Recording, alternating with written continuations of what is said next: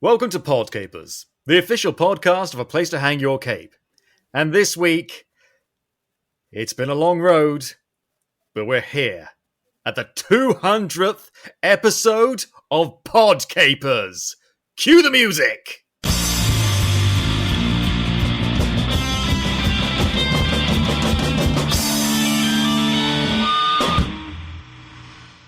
Hi there, Capers. Welcome back to Podcapers, the official podcast of A Place to Hang Your Cape.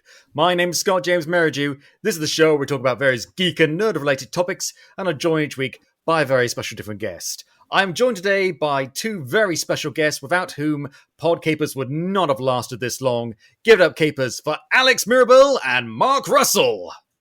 Hi. Hello. It is so good to have you guys here. Very excited. Congratulations.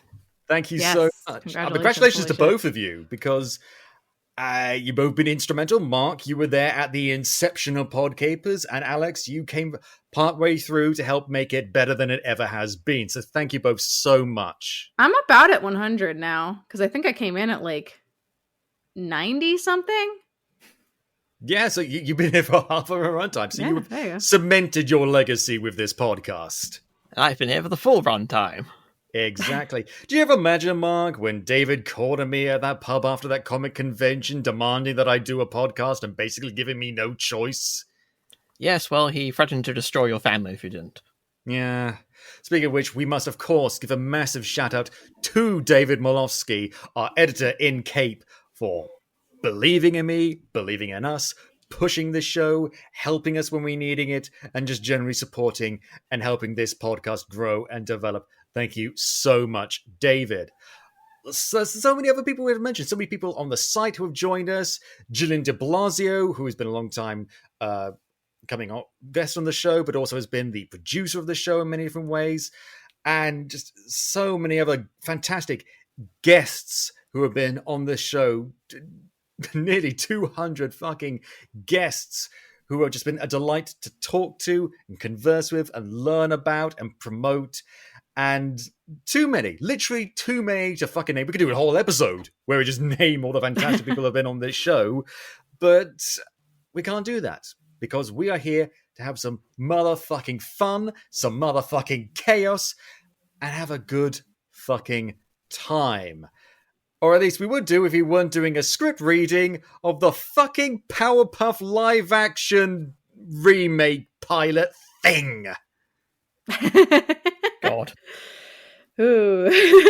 Oh, is the right word. So, Alex, avail us of the brief recent history of this detritus. So this, I think this show was announced sometime last year. It's a CW show, which, you know, CW shows always do well when they're, especially when they're adapting children's media. Let's make Archie edgy. Yeah, Archie, Nancy Drew is one of their new that was bad. things. Yeah, it's still going. Nancy Drew the can CW have an edge, and Nancy Drew has had an edge in the past. Not like this. Oh, she Yeah, has they- one-night stands with Nick, whatever his name Yeah, is. I can go on a whole fucking rant about what they did. I don't to do Ned. mysteries anymore. My sweet boy Ned. He's a good boy. He's always been a good boy. And I saw the casting. I'm like, oh, that guy looks like he could be a good boy. He's a good boy. And then they decided to make him a bad boy, call him Nick instead of Ned. And he's not a bad boy. He's a good boy, explicitly. Anyway. And that's when I got mad. This show, they got Diablo Cody, who has been having Jennifer's Body has had a resurgence, especially with queer people like reanalyzing it now. So everyone was like, okay, you know, Diablo Cody can usually do well. And then Half the time. Okay, so Jennifer's Yeah. Body, yes. What was it? The one with Charlize Theron? Juno. Oh, I don't know. No. The one where she's like a new mum. That was good. Juno, not so much. Basically, everything else I've seen from her. Did she do United States of Tara? Am I making that up? I don't know. I don't know. Point is, I find her when she's good, I find her work charming and interesting and deep. When she's not good, I find it insufferable. Yeah, and this absolutely takes all of her worst attributes as a writer and just cranks them up to 1,000. I don't know if there was even like there had to be no script editor here, but the pilot script leaked and it got torn to shreds by the internet. The CW has decided to completely rewrite and reshoot the pilot episode because they had already shot it by the time it came out. I didn't even know about that. I think Chloe Bennett dropped out. I would too. Chloe Bennett's coming off of Agents of S.H.I.E.L.D. and why that's not like a major thing, like it's still like a Marvel thing. And so she was the biggest name coming into this show, I feel like. And maybe seconded only by Dove Cameron. So yeah. With Dove Cameron, like you expect her to kind of do CW stuff. Like she's in like the same caliber of actor that the CW usually gets. She's good at Schmigadoon. Right. Yeah, she's definitely growing. Yeah. But yeah, she's a former Disney kid, so. Yeah. So we don't have exactly high expectations. And so people tore this apart, so let's jump on that bandwagon, shall we? Woohoo! Now, before we do that, though, we've got to do not the news, because you know what? The 200th episode, we're going to take a break from the news. You know what? Other people can discuss the fucking new Spider-Man trailer. We're not going to do that. What we're instead going to talk about is shameless self-promotion. A Place to Hang Your Cape has a bunch of new t-shirt designs, including a special design for this episode, the Powerpuff Girls. You will see designs like that and more on tpublic.com. If you search for tpublic.com, a place to hang your cape, you will find countless clever, cool, fun, geeky designs, some of which related to a place to hang your cape, others to Podcapers, and others just cool designs, which are definitely worth your time. I've gotten a few of those t-shirts just for myself, and they're pretty damn great. So go over there, link in the show notes, and check them out. But before we go any further, here are some more ads. Not for us, just different ads. Check them out.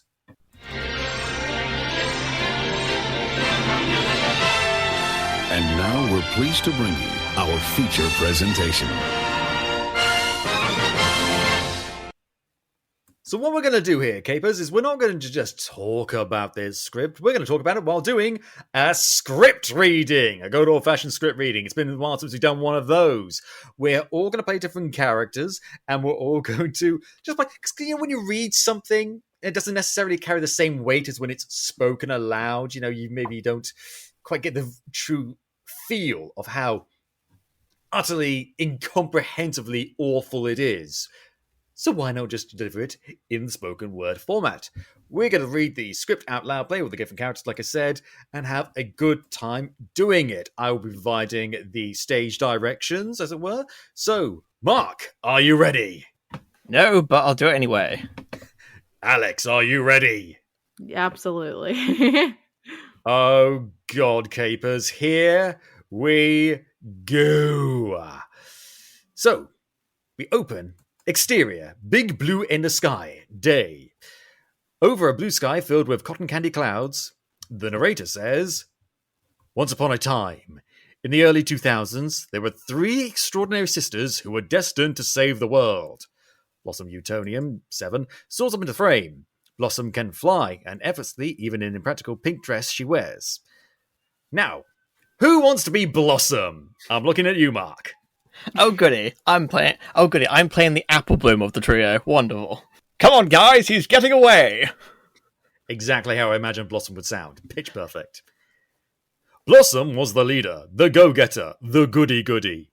Buttercup Utonium flies up next to her sister. She's a scrappy, scowling tomboy wearing a green dress. That seems like you, Alex. Come on, guys, he's getting away. Please, we always catch them. Buttercup was the tough one, the hard ass, if you're part of the idiom. I'd like to point out at this point the narrator is talking about 7-year-olds. Buttercup zooms off, a green blur. Bubbles Utonium, in a blue dress, pigtails, and adorable smile, rises up beside Blossom. I think I've got this. Oh, God. I spy a camera crew. We're going to be on TV tonight. Woot! Let's focus on finishing the job and protecting our city. Well, don't forget to smile. Daddy says our image is as important as our efficiency. She grins, touching her dimples with her index fingers. Oh, they're going kawaii. They don't have fingers. That's true, they just got nubs. I don't know why. And Bubbles was a sweet, upbeat, and cheerful one, most of the time. Title, Powerpuff Girls. The three girls dipped down together, diving towards a marauding three-headed Pegasus monster, big as a building, wreaking havoc on the city. We only see it briefly, brackets, don't worry. Time to kick some beast. Gives you an impression of the budget. She bursts ahead of them, hooking swiftly towards a welcome billboard that reads, "The City of Townsville, home of the Powerpuff Girls."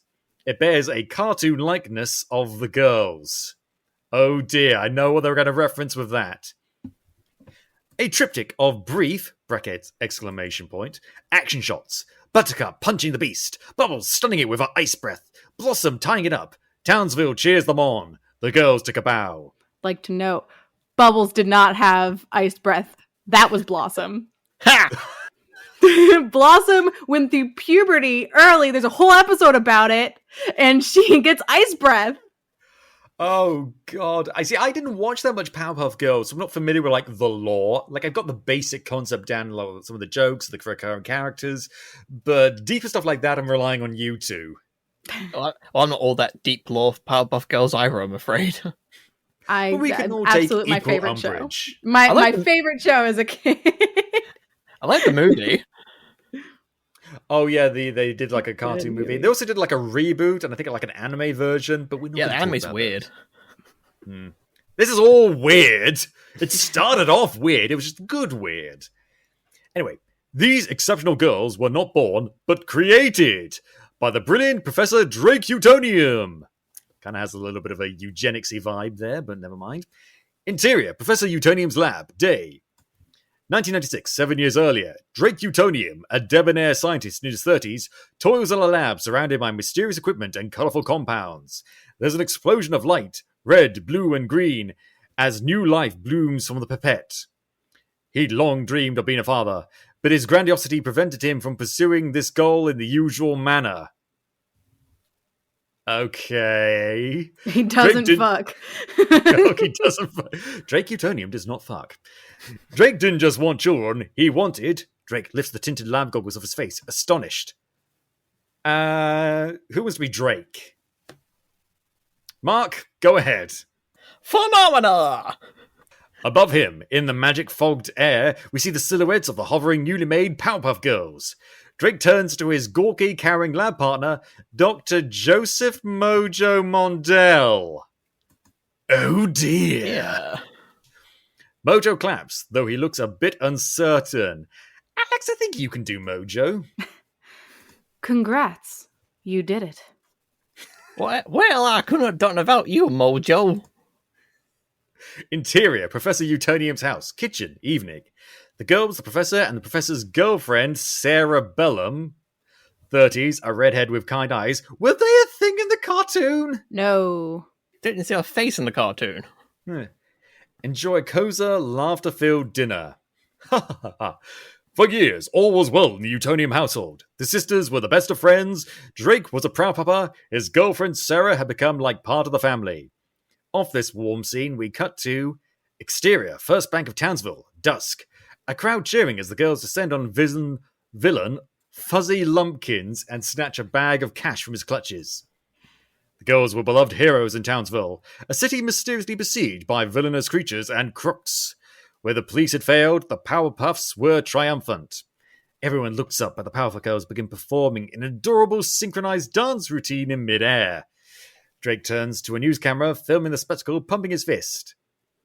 Girl power! I think I may vomit. Unless your name ends with Spice, you can't say girl power.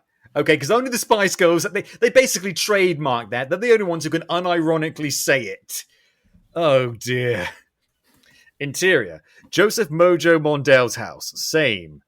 Reveal Mojo watching the spectacle on television in his dim, depressing den. He glares, sick with envy.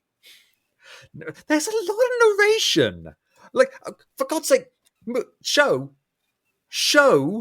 don't tell. There's a narrator in the show. Like, that's what they're emulating. Is that there was a narrator in the The average length of an episode was 15 minutes with the cartoon, right?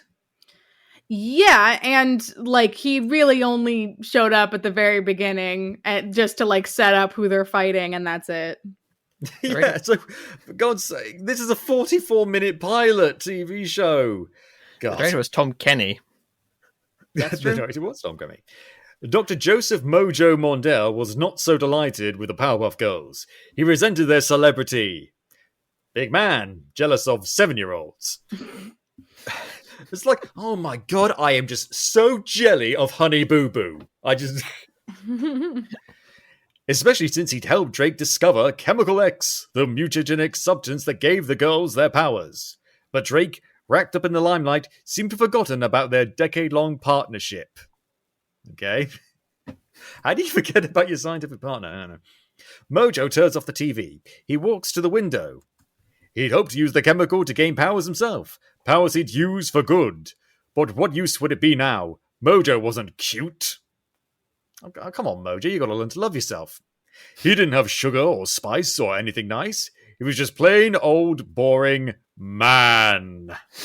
I'd like to point out that in the script, man is bolded. Just to remind you that he is a man, and therefore just less. He is just less. This is the problem that the like reboot show also ran into, where instead of like the original show where it was feminist, but it wasn't trying to like scream it to the heavens as a marketing tactic.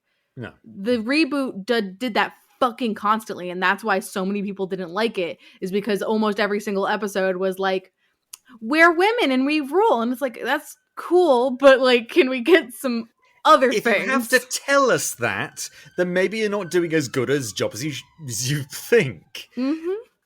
Ah, God, this is what's great about so many cartoons like that, is because there are so many great female characters that are diverse and interesting and funny and creative, and that we just don't see as much as in live action. It's the difference between like She-Ra, which is like actually feminist and like doesn't like just have characters say that straight to the camera, and the first season of Supergirl, which I have not watched a single season of Supergirl since, because they kept yelling and screaming that they were feminist, but Kara wasn't allowed to have any female friends. They were all romantic rivals or her sister. That's true. Oh my God, I didn't even realize that. Oh dear. As Mojo gazes out the window, we see 3 glittery streaks of color appear in the sky. Red, green, and blue. Oh my God, the Russians are attacking! No. It's the girls. Girls are capitalized here. We swear we even hear a giggle. A boy runs up from behind, nose pressed against the glass. This is Mojo's son, Jojo, 8. What? A lot of us are reading this for the first time, so forgive us our bewilderment, capers. I think I can do Jojo. Dad, were those the Powerpuff Girls? I wish I could fly. They're all so cool. Especially Blossom. Why singling her out, I don't know. Off Mojo stewing... ... Interior, Professor Utonium's house. Den. Day. The girls and Drake watch a live news broadcast. Mojo stands at a podium at a televised rally. The chyron underneath reads, Bolden, concerned scientist holds anti-Powerpuff rally. I worked with the professor for years. Believe me when I tell you he's power-hungry and duplicitous. He stole Chemical X from me. I know the Powerpuff Girls are protecting us from monsters. But who will protect us from the Powerpuff Girls? It was a perfect chemical. It was a perfect chemical. Oh, that's the vibes I'm getting from this. Who openly comes out as anti-child superhero. It's just a fucking Who Watches the Watchmen. It really is not. Right. Oh god. Go on, Mark. Don't know if I can. Right. But we'd never. He's a sad, bitter man. Don't worry, you're more popular than ever. Remember, girls, it's not doing good that's important. It's being loved. Drake was right. The girls had a national fan club, licensed merch, even their own cartoon.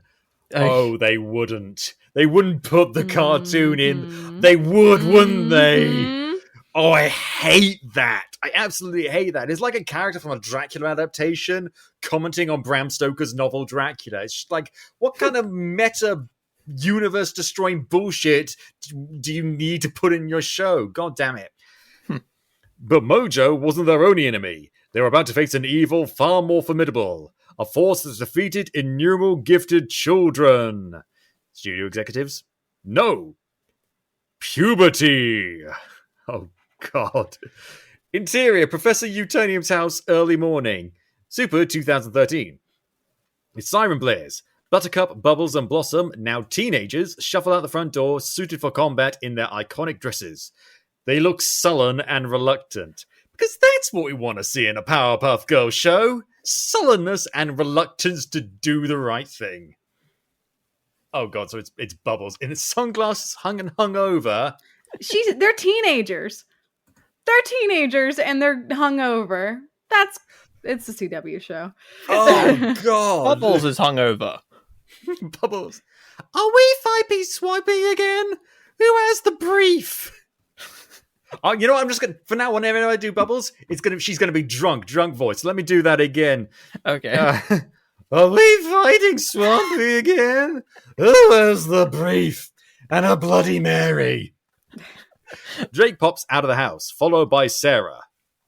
Bubbles, wait, where are your pigtails? You have to stick to the character Bible. Jesus. Oh, Sarah. Shall I be Sarah again? Okay, you know, I'm just going to do a Dr. Gopher thing. She's not a character, Drake. I know that, which is why I've allowed her to select 2 outside friends and unlimited after homeschool activities. Buttercup, I don't appreciate the look on your face right now. Oh my god. Dr. Utonium is like a weird stage mom. God. Okay. Can you blame her? She's 17 and she's up at the butt crack of dawn to fight a talking swamp. Sarah, as always, I appreciate your concern for my family, but you're not part of it. Before the girls can begin to defend Sarah, Blossom pipes up. Guys, we have to go. Townsville needs us. Blossom takes off into the sky. The other girls follow suit, reluctantly. Sarah stares at Drake, that's hard to say, hurt, turns and walks away. Exterior, city of Townsville, day. Bubbles, Blossom and Buttercup battle Swampy. It's way more effortful than it should be. I mean, fighting a swamp is always hard, even on the best of days. When suddenly, a laser beam grazes Swampy and almost hits Blossom. Reveal! A giant robot, being operated by Mojo, a loud monkey by his side. Oh, God. Mojo's voice bellows from a megaphone. Stop the Powerpuff Girls. In Mojo's lab, and now teenage Jojo, oh God, I know what they're going to do with this guy, co-pilots his father via a control panel monitor. He's holding a Blossom action figure. Oh, stalker! Creepy weird stalker! What am I going to do for teenage Jojo? No, I'm just going to go back to doing kid Jojo. Dad! Easy on Blossom, remember? I got this, Jojo. Back on. The girls trying to subdue Swampy, as few anti-Powerpuff protesters gather below. One throws a Slurpee. Yeah, we're on Glee level here, people. Jesus. Buttercup goes red hot and flies up to the jackass. I will honestly end you. The people cower in fear as Mojo blasts at Blossom again. Guys, a little help? We're working on it. Mojo blasts another laser at Swampy, hitting him in the arm. And the building behind him. Concrete debris rains down. Blossom catches the falling pieces in both arms, looking to her sisters for help. But hungover Bubbles can barely handle Swampy. Oh no. I had too many Jägermeisters. I'm fine. And Buttercup's fighting with protesters. Desperate, Blossom kicks a third piece of debris out of the air, but it ricochets a lamppost, exploding it into fragments. Mojo's robot is riddled with shrapnel as it falls to the ground. In Mojo's lab, Jojo is speechless. His eyes water. Dad? Above the robot, Blossom sees blood on the inside panel. Oh, fuck! Blood in a Powerpuff Girls. Blossom and Buttercup join her. Blossom begins to hyperventilate, having a full-blown panic attack. Join the fucking club! Interior newsroom day. A newscaster sits beside the news banner. A Townsville divided. Newscaster. Mark, do you want to take this one? Okay. In the wake of Mojo's death, a once fringe group of anti-Powerpuff Girls activists have gained massive popularity in Townsville. Their goal? To banish the Powerpuff Girls.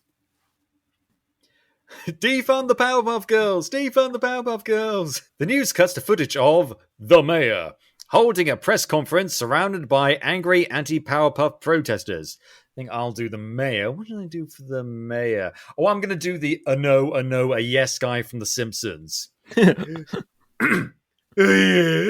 due to public safety concerns, the Powerpuff Girls have been outlawed from fighting in Townsville. Oh, we're doing this bullshit. How many fucking times do we need to do ban all supers? I mean, what's that? Marvel, The Incredibles, Watchmen. There's countless things. I'm so fucking bored of that. The protesters cheer wildly as interior, Professor Utonium's house, TV room, day. Bubbles and Buttercup watch on TV under a blanket together. I'd better check on Blossom. Interior, Professor Utonium's house, Blossom's room, day. Buttercup enters Blossom's room.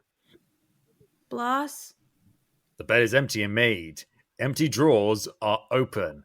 OMG, she's done a runner. Exterior, grey sky, day. See a tear-stained Blossom flying as fast as she can through an overcast sky. A suitcase strapped to her back. Exterior, Professor Utonium's house, same. And now furious Buttercup bursts angrily out the front door and is immediately swarmed by news cameras. Bleep, while you bleep, Townsville, the Powerpuff Girls are done!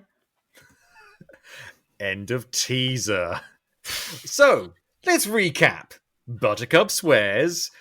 Butterballs is hungover.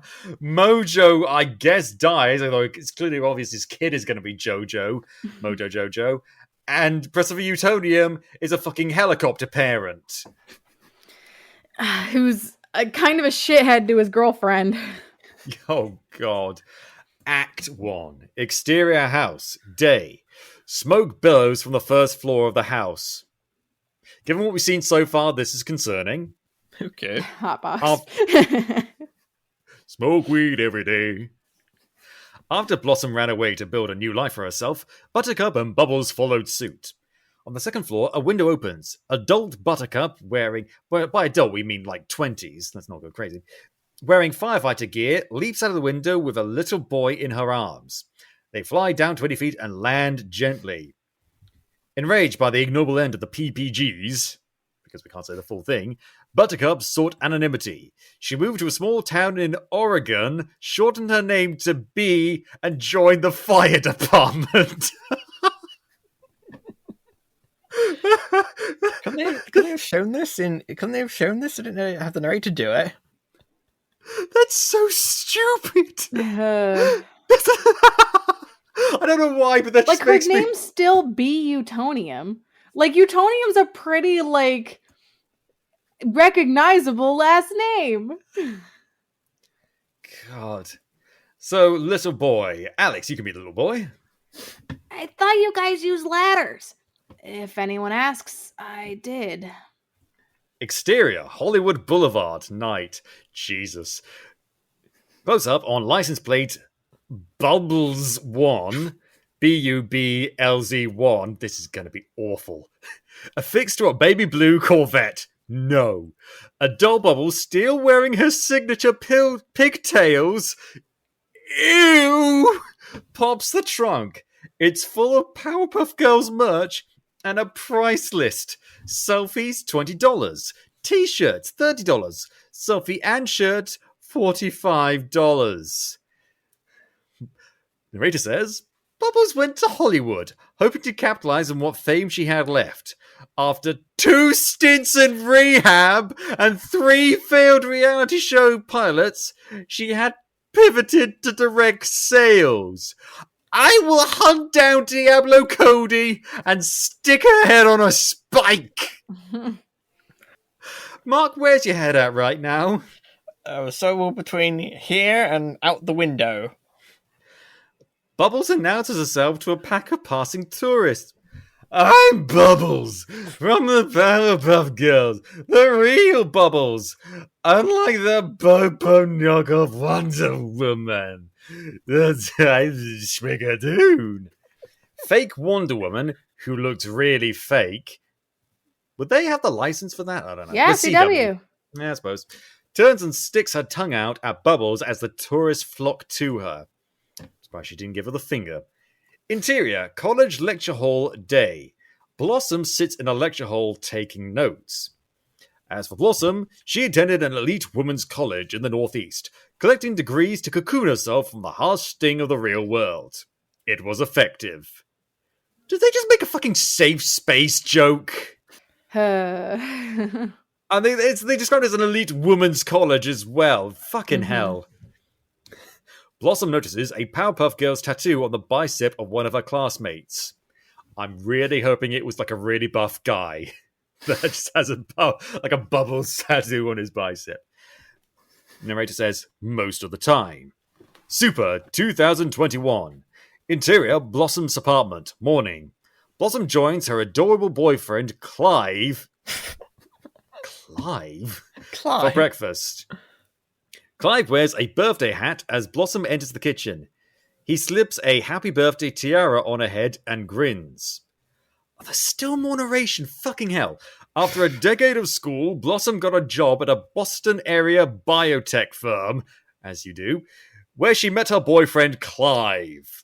This morning, they're celebrating her 25th birthday, which is technically tomorrow. But tomorrow, Blossom has some out-of-state business to attend to.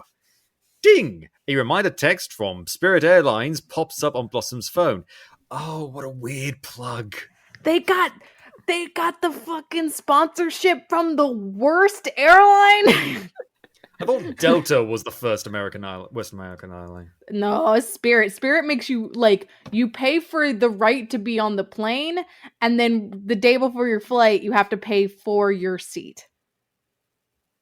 What happens if you don't pay for your seat? You just stand? You don't get on the plane. So you pay for...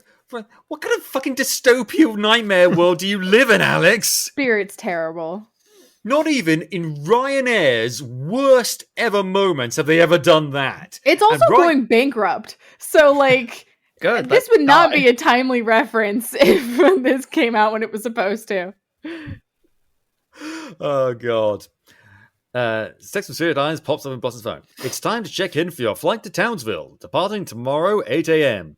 She shudders. I don't want to go to Townsville. Clive rubs her shoulders warmly as he pours her coffee. Alex, you can be Clive? Sure. After this weekend, you never have to again. Once you sign that document and collect your trust fund, you're free. Besides, you've been so excited to see your sisters. They probably still hate me. They talk all the time. Buttercup here went to see Bubbles' one-woman show, Bubbles with a Chance of Bubbles, and I've been a total ghost. Babe, you had a messed up childhood that culminated in a traumatic event. It's like your People therapist talk said. like this. It's so, like, they have a narrator and they still do exposition dumps in the dialogue. It's so bad. It's like your therapist says. You need to go out and make your own way in the world. for the sake of your mental health. Oh my god. I am boyfriend robot. I am here to give positive affirmations. And I'm not going with you, so you can feel free to cheat on me with wherever they give you. I'm holding out for JoJo. It's probably Oh, JoJo. God. And then just gonna realize that he's a stalker is a whole plotline. Oh, God. I hope I don't have a panic attack while I'm there. That's what Xanax is for. That and recreational use by guys with cool face tats. And if you do freak out, just do that exercise Dr. Pat taught you. Right. Visualize my inner child. Side note, Capers, never trust expert advice from someone calling themselves Dr. Pat. She gazes into the middle distance, where her childhood self magically appears, waving to her reassuringly, with her nubs, presumably. Thanks for being amazing, Clive. I love you. I am always amazing. I am programmed to be amazing. Ding! Another text, this time from Bubbles to both Buttercup and Blossom. It says, Happy birthday Eve, my babies. See you tomorrow. Blossom, soothed by a conversation with Clive, creates a text back. Can't wait to see you guys. Seriously. After a beat, Buttercup text. Me 3. Gonna be super fun. Exterior, government building, to establish day. Jojo, I'm going to continue Jojo as a little kid. Damn it, straight to hell, Gina! Interior, mayor's office, day. Jojo, now also in his 20s, sits in a well-appointed office. A plaque on his desk reads, Jojo Modell, mayor of Townsville. Wait, so they replaced the mayor? Term limits are a thing. In Townsville? Not in cartoons, they're not. Why do you think Mayor Quimby's been mayor of Springfield for so long? He's basically a dictator for life. Anyway, he reads through a report in front of his secretary, Gina, 50s. He's a pet monkey sitting on his desk, because that's sanitary. Mark, you can be Gina. Okay. Okay. This is gonna be initial polling data. You've got time to pull ahead. Unlike our prodigal Powerpuffs, Jamojo's son, Jojo, stayed in Townsville. Indeed, his loyalty and dedication to the city had carried him all the way to public office. He was the youngest person ever elected mayor of Townsville. Unfortunately for him, a second term looked unlikely. I delivered on everything I promised, except free Gelato Fridays. And that's only because the perfect scoop turned out to be a front for meth trafficking. Holy fuck. I missed this pistachio. Alessia Lawrence had no experience. She's impulsive and reactionary. She's exciting. You mean she's not a white man? Show, don't even fucking go there. You do not have, Diablo Cody, you do not have the ability to talk about what you're trying to talk about. Mm-hmm. No. You know, you hear about reverse discrimination, but until it happens to you, no offense. Jesus. Oh, God, he's a fucking MAGA incel, isn't he? Just skip. No offense, you totally earned your position. Optics don't hurt, though. You earned your position because I wouldn't bang a 50-year-old. He's like 2 seconds away from that. From just being like, Gina earned it because I wouldn't fuck her. Okay. Musing. There is one thing people love more than virtue signaling, Gina. Frozen desserts of Italian origin? No. Security. Safety. And I can provide that. Jojo feet. Written like an adult cartoon. Like it's written like an episode of Family Guy. And not like old classic, somewhat decent Family Guy. Current Family Guy. Bad Family Guy. Jojo feeds his monkey a treat. With all due respect, Mr. Mayor, Townsville is a candy-colored bubble of privilege and comfort. Ever since the creature attack stopped, we're one of America's safest cities. I don't think people are voting for the place of fear. What about my pet monkey? That was meaningful in the last election. Do I have to say this? You have to say this. Suffer with the rest of us. Fuck. Post Harambe, no one cares anymore. Dicks out for Harambe. I need to read through all this. Go ahead and knock off for lunch. One more thing. The Powerpuff Girls are coming to town tomorrow.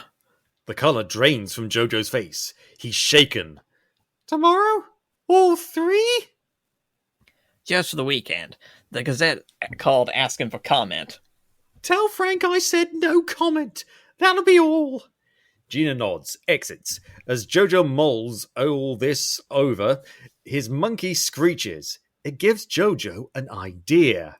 He's gonna fuck that monkey. No. He picks up his cell, pulls up a contact, short stack, hesitates for a moment, then dials. I need you. Oh, he's gonna fuck short stack, okay. Exterior, Townsville Airport Club / Uber pickup day. Buttercup exits with her duffel. We see Bubbles with her suite of luggage? Luggage? Yeah, that just means like a lot of stuff. Okay. In line for an Uber. She's accompanied by a middle-aged guy with a camera. She spots Buttercup heading over. Here she comes, start filming. Buttercup, happy birthday, bitch. God. I say bitch is spelled like B-E-T-C-H. Batch. Like, not even B-atch, or bitch, Batch. just bitch. Bitch. They hug happily until Buttercup notices the cameraman. What's with Al Meisels? Who? Maisels? I don't know who that Maisels? is. It's probably an out-of-date reference, like most of this. Yeah. What's with Al Meisels over here? Does he work for Bravo? Nah, I'm making a tasteful talk about my comeback / solo career, which starts with capturing a reunion, which is kind of a big D. Cameraman. Oh, and this is my manager, Ace. I'll just be Ace. Hey. When you say reunion, to be clear, you mean like our personal reunion, because I'm not. You're not interested in a reteam or reboot of the Powerpuff Girls. I know. Even though America would go rip shit bonkers for it. Oh, I need a martini. They would. Buttercup affectionately strokes one of Bubbles' pigtails. You haven't changed at all. Bubbles winking. Gotta stick to the character, people. They smirk, but the looks they exchange are poignant. Interior, car, day. Bubbles, Buttercup, and Ace ride in the back of an Uber. They pass the old Welcome to Townsville billboard, which now says Jojo Mondale, Mayor, with a smiling photo of Jojo. Like, not even like a campaign poster, just like reminding us who the mayor is. You know, we've already seen that. So Mojo's son is the mayor now. Remember what a huge crush he had on Blossom? Weird kid.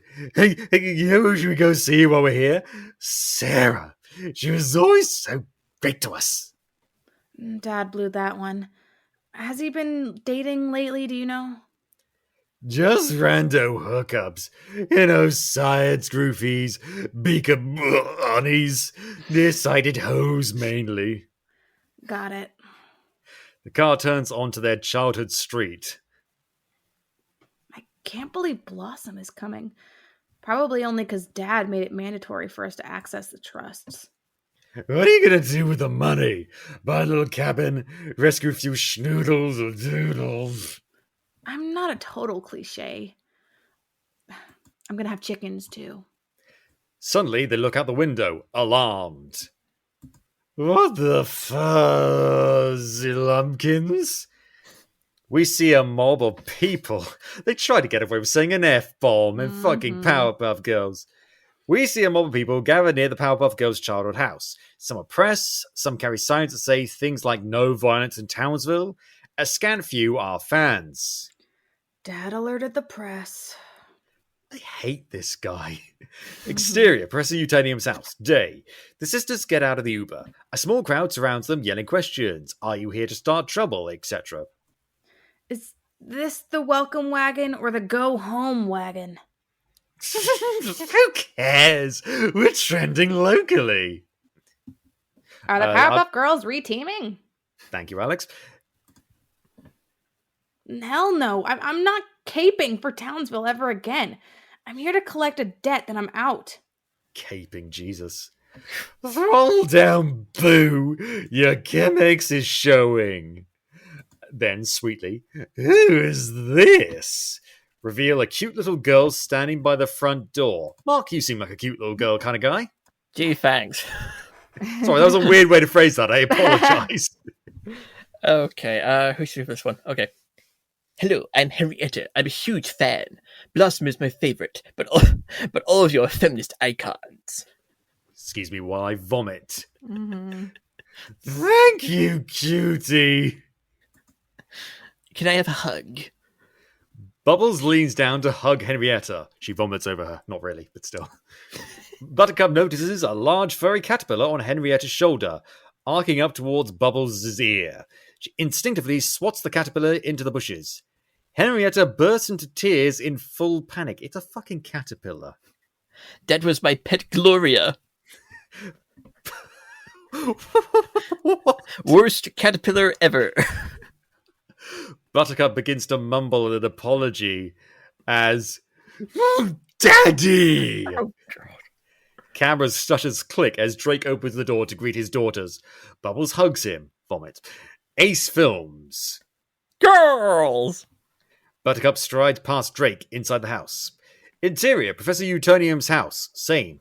As Drake shuts the door behind Buttercup and Bubbles. Dad, why'd you call the press? Blossom's gonna freak out, and the last thing we need is another crack in the bell jar. Tasteful reference. Blossom's been doing fine. She's emotionally fragile. Coming back here is probably triggering for her. Don't appreciate those quotation marks around triggering, which is a legitimate thing used by medical experts and psychological experts regarding post-traumatic stress. Fuck you, show. And, like, Blossom killed a guy. Like, it's accurate. Yeah. That doesn't give you trauma, what does? Why? Because she's the one who killed Mojo? I mean, moveon.org. I hate this. This I is hate shit. this. It's like Diablo Cody. I mean, I guess like she like it's been a while since she's had to write teenagers, so I guess she doesn't understand what teenagers are anymore. Capable of basic empathy? Jesus. They're not even teenagers. They're in the 20s. That's true. They're in their 20s. They're actually a year older than me, according to this timeline. Off camera, we hear a chair squeak. It's Blossom sitting at the kitchen table. Awkward. Ace turns to Drake, extends his hand. I'm Ace, Virgo Management. Drake shakes his hand as Blossom tries to greet her sisters. Come here. Buttercup and Bubbles come in for a long, strong group hug. No. Drake watches them, pleased. Then he turns to Ace, who has temporarily lowered his camera to observe the reunion. You getting this? Interior, Powerpuff Girls home, kitchen table, later. The sisters sit in a row on one side of the modern dining table. Drake sits on the other. A gourmet dinner sits before them. The room is full of birthday balloons. Ace films. I can't believe you girls are 25. Wow, the free bees back in Townsville. It'd be nice to catch up, huh? There are other words beginning with B's that could be used to describe these characters. Blossom is looking at the red phone displayed in the living room. It's in a glass case, unplugged, like a museum piece. She starts downing a glass of red wine. Yes, and it will be nice to collect the money we earned for the sale of our childhoods. When do we sign? You love being a Powerpuff Girl. It's not like we were giving any alternative. Plus, you would have chosen PBG no matter what. You were always the first one out the door when that alarm was off. I'm pretty sure it's deactivated now. T-ville is as peaceful as any town, USA. And by the looks of it, as boring and homogenous too. I counted 3 Paneras. What's a Panera? Oh, it's like a bread. It's a bread cafe place. It's like a bakery, but it also does like soups. Oh, It's okay. very good. It's very yummy. I love Panera. Okay, fine. Hurry for Panera. Actually, I didn't want to bring this up yet, but I think I have a reason to believe that there is a darkness maybe headed to Townsville. Hobby Lobby. Dad, you don't mean like... Monsters? I'm afraid I do. Blossom starts quietly freaking out, subtly hyperventilating. She's having a panic attack. I think the city may need the Powerpuff Girls again. Off Blossom, losing consciousness. Bloss. Interior, Henrietta's lair, evening. Lair? In an apartment, we see Henrietta sitting at a child-sized desk. The song Glowworm plays in the background. She repairs the woolly bear caterpillar we saw Buttercup swat away earlier. It's not a caterpillar, it's a robot! Jesus. Sure. Reveal there are hundreds of such robot pillars crawling all over the room. Henrietta cranks the volume on a record player. Neighbor, off screen. Hey, turn that down! Sorry, Mr. Carruthers. Henrietta pushes one of her woolly bears through a wall vent. Interior, apartment directly below, night. Mr. Carruthers, Henrietta's neighbor, 50s, watches UFC on his couch. The woolly bear emerges from his vent and traverses across the couch cushions before crawling into his ear. Getting an Animorphs vibe from this. Mr. Carruthers shakes his head at first, then quickly settles into his new normal, a strange yellow glint in his eyes. Glowworm continues to play faintly as we... End of Act 1! So, end of Act 1. How are we liking it so far? It's a thing. It exists. Alex's performance is the best part of this script. Yeah. I mean, it's not as though it's poorly written. It's the references, the out of dates, and just how out of touch it feels. This is what I mean when I say Diablo Cody can be insufferable. Yeah. It's just not good at all. It's like someone watched the Powerpuff Girls show and said, I hate this. I actually hate this. I'm going to destroy it. But I'm going to make it look like I'm not actively trying to destroy it. Yeah. I just, how do you go into a project like this not understanding the source? I mean, I guess that's the CW. That's the CW in a nutshell. Not understanding the source material, even a little bit. Well, I mean, this could work the same way Riverdale could work if it was tongue-in-cheek with satirizing, like, ooh, wouldn't it be silly if Archie was super serious? But they don't do it tongue-in-cheek. It's serious, but just as poorly written. Mm-hmm. So it's this weird tonal mishmash. Yeah. Anyway, Act 2. Interior Powerpuff Girls' home, kitchen floor, later. Blossom's out cold. Bubbles and Buttercup hover over her. Bloss, wake up, or we'll leak your nudes everywhere. That worked on me once. This is awful. Bubbles nods, remembering, then thinks, wait, so they actually leaked nudes of Bubbles? I think she threatened it. But she's saying that worked to wake her up once. I don't want to imagine the thought of Bubbles having nudes. And Buttercup having access to them. Jeez. Bubbles nods, remembering, then thinks, closes her eyes. Grew up in a small town, and when the rain would fall down, I just stare out my window. Please, not break away. It's working. Dreaming of what could be. And if I'd ever end up happy, I would pray I could break away. Okay, I'm up. Too late. Oh, Jesus Christ. Let's try and do this together, Alex. 3, 2, 1. I'll split my wings and I'll learn how to fly. I'll do what it takes till I touch the sky. The girls are interrupted by the Monster Mash, thank Christ, Thank you. playing downstairs. Of their confusion, interior, Powerpuff Girls home, Drake's lab, night. The I will sisters find... say that is an actual, accurate, timely reference for girls of that age. Yeah. Like, that is actually good. You got it, Diablo. Oh, God. The sisters find Drake dancing in front of a PowerPoint eating a Go-Gurt. Powerpuff Girls, sponsored by Go-Gurt. He accidentally dripped some on his shirt. Sorry, girl. Don't waste that shit. Sorry, girls. I have a condition where if I see someone faint, I faint, so I had to grab some sugar. Now, would you look at that? Take a seat, please. I'll make cocoa. And the girls didn't know about that, even though that's their father. So he had to tell them about it right now. Bubbles happily sits. Buttercup and Blossom take a beat. Damn.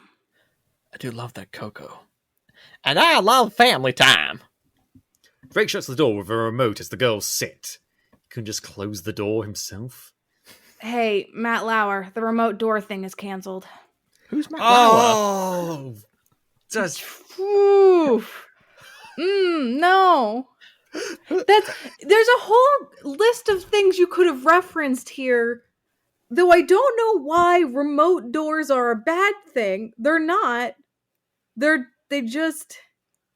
I don't think it was the remote door aspect so much as the sexual Right. misconduct. Yes, she's making a sexual misconduct joke about a door that she thinks is outdated. On the PowerPoint, a graph with various squiggly lines. As you girls may or may not know, I've been monitoring supernatural evil activity here in Townsville ever since you left. Okay? Mostly, it's a lot of dead ends and conspiracies. Until this morning, when I saw this! Drake pulls up a picture of a missing kitten posted on Nextdoor. Blossom squints. Buttercup rolls her eyes. This is so cute. I want it in a frame. Sorry, wrong Fred. Bear with me. Ah, here we are. Why does he have a picture of a missing cat? They're not even a cute mean cat. He's on it. There. I don't know if you have ever heard of or have Nextdoor. It's an app where like neighbors in a community will like post like here's a missing animal or like there are some kids that I don't recognize walking through here. Who are they? Kind of thing. It's mostly for Karens to get mad about people they don't recognize.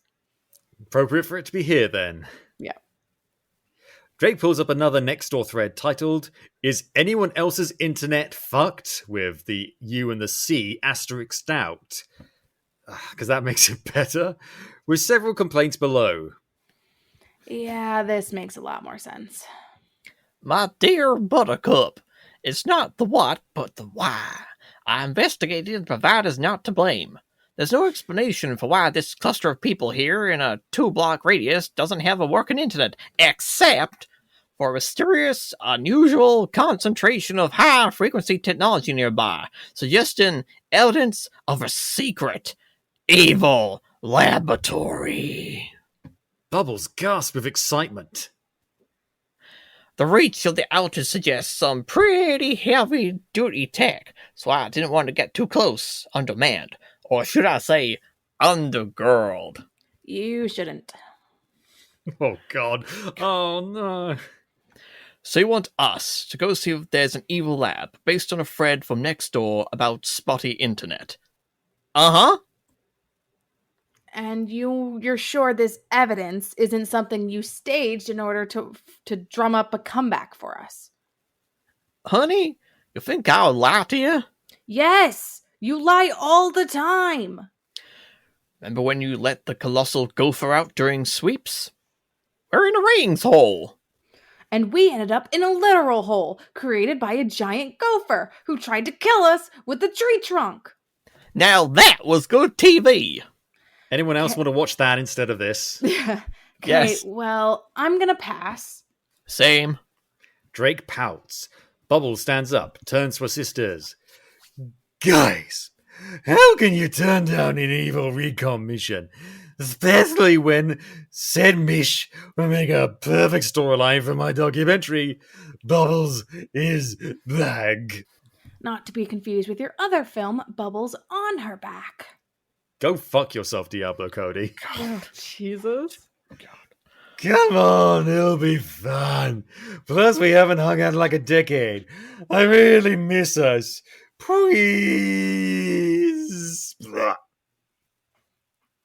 Buttercup's warmed by this sentiment, but plays it cool. Why do we have a... We do have a day to kill before we get our monies. And there'll be something for me to beat up. And maybe... Can't read. In fairness, this movie does actively attack your brain cells, so... Yeah. Show, rather. Totally. Blossom, evil recon Mish. The sisters look to Blossom. She looks away, ashamed. I think we're going to go take a nap. I think I could go take a nap. Anyone want to guess that Blossom will get over her post-traumatic stress disorder by the end of the episode? Yep. Yep. Buttercup rolls her eyes. Bubbles takes a deep breath. Grew up in a small town. Forget it, Bubs. Let her have her boring phone sex with her pasty boyfriend. Girls don't fight. How about Buttercup go with Bubbles and Blossom stays with me? We haven't had any QTs since you got home. Blossom shuts her eyes, takes a deep breath. When she opens them, she sees young Blossom examining chemicals in the BG background. Okay, you two can split a go-gurt while he talks about himself the whole time, and you'll feel even more unseen. Blossom eyes the Go-Gurt stain on Drake's shirt. Cut 2. Interior, Blossom's rental car, day. Blossom drives. Buttercup's in front, Bubbles in the back, with Ace examining Drake's stats on an iPad while Ace films. Okay, so this potential evil lab Dad found is somewhere between Donut Thing and the volcano. Oh, that's interesting. No, it's not. No one cares. Explaining to the camera. The volcano's owned by the Rowdy Rough Boys, 3 brothers who were a failed spin-off version of us. Except they had no superpowers and they all got Lou Pearlman. What? Who's Lou Pearlman? I don't remember. I recognize the name, but I cannot for the life of me remember what the reference is there. If the Rowdy Rough Boys have turned evil and are rebooting their franchise, and we stop them, then maybe Townsville was back. Blossom exhales deeply. Buttercup turns towards Bubbles. Bubba, let me tell you something. When we got outlawed by Townsville for accidentally killing a madman, and then unceremoniously ditched by Blossom, I was pissed. Blossom shifts in her seat, guiltily, and annoyed at the dig. But it forced me to reevaluate my life, and I recognized how exhausted I was defending myself against misogynistic morons and pretending I was straight for the cameras. It was fun, but it was fun when it was about fighting baddies, but it changed.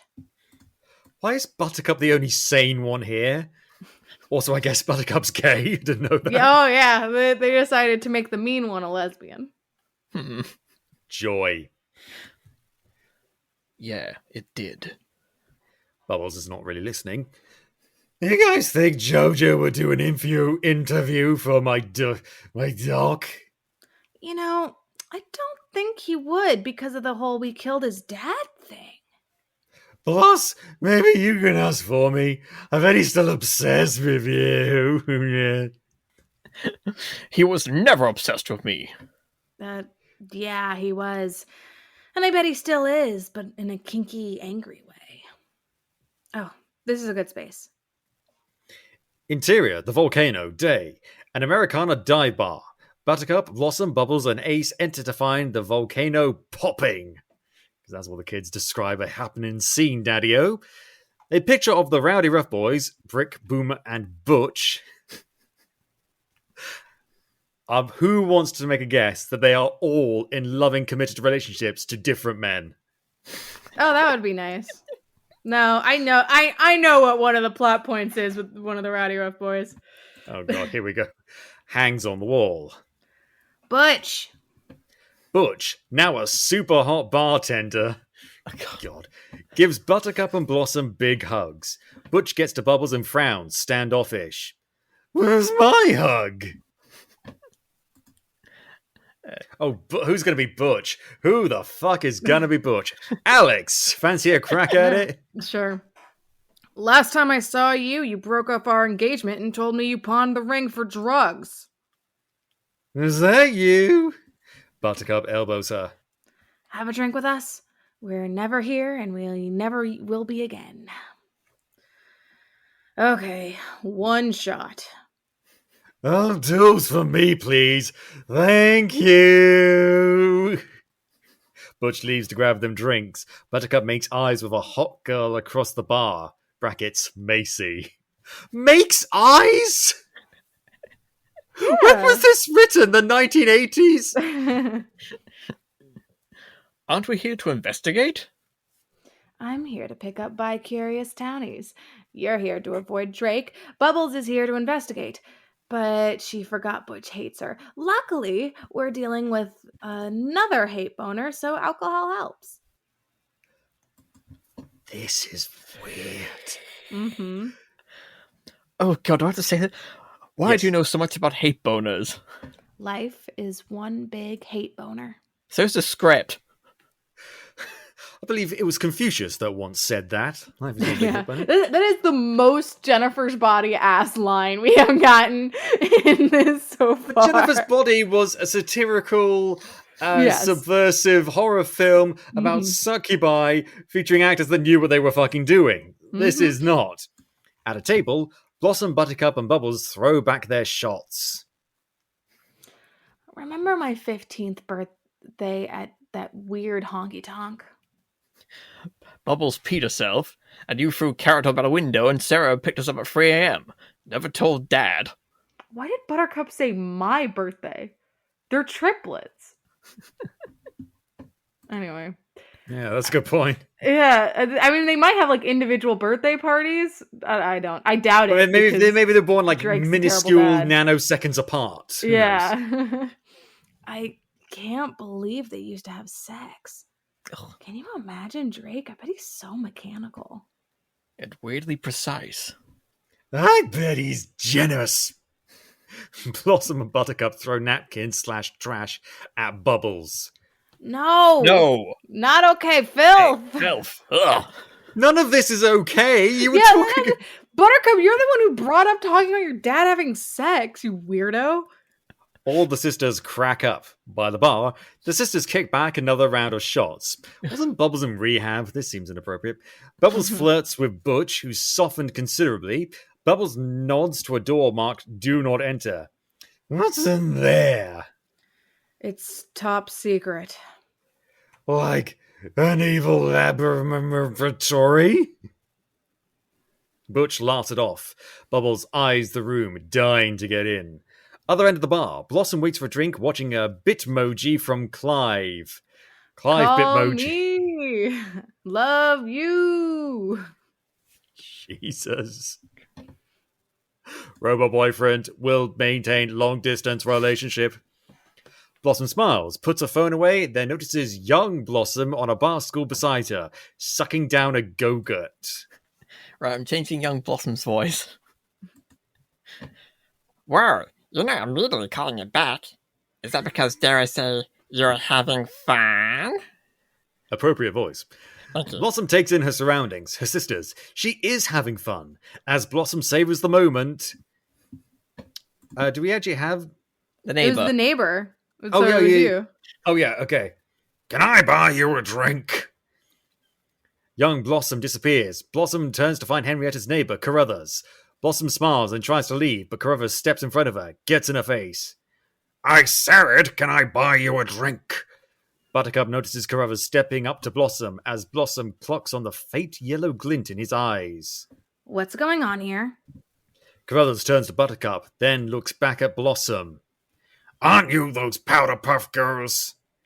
Powerpuff. No D. Like you. Carruthers grabs Buttercup's arm. Blossom's arms go wide. Blossom's arms go wide. She gets really buff. Sorry. Maybe I'm getting drunk. Blossom's eyes go wide. Oh no. My arms become wide and... Oh no.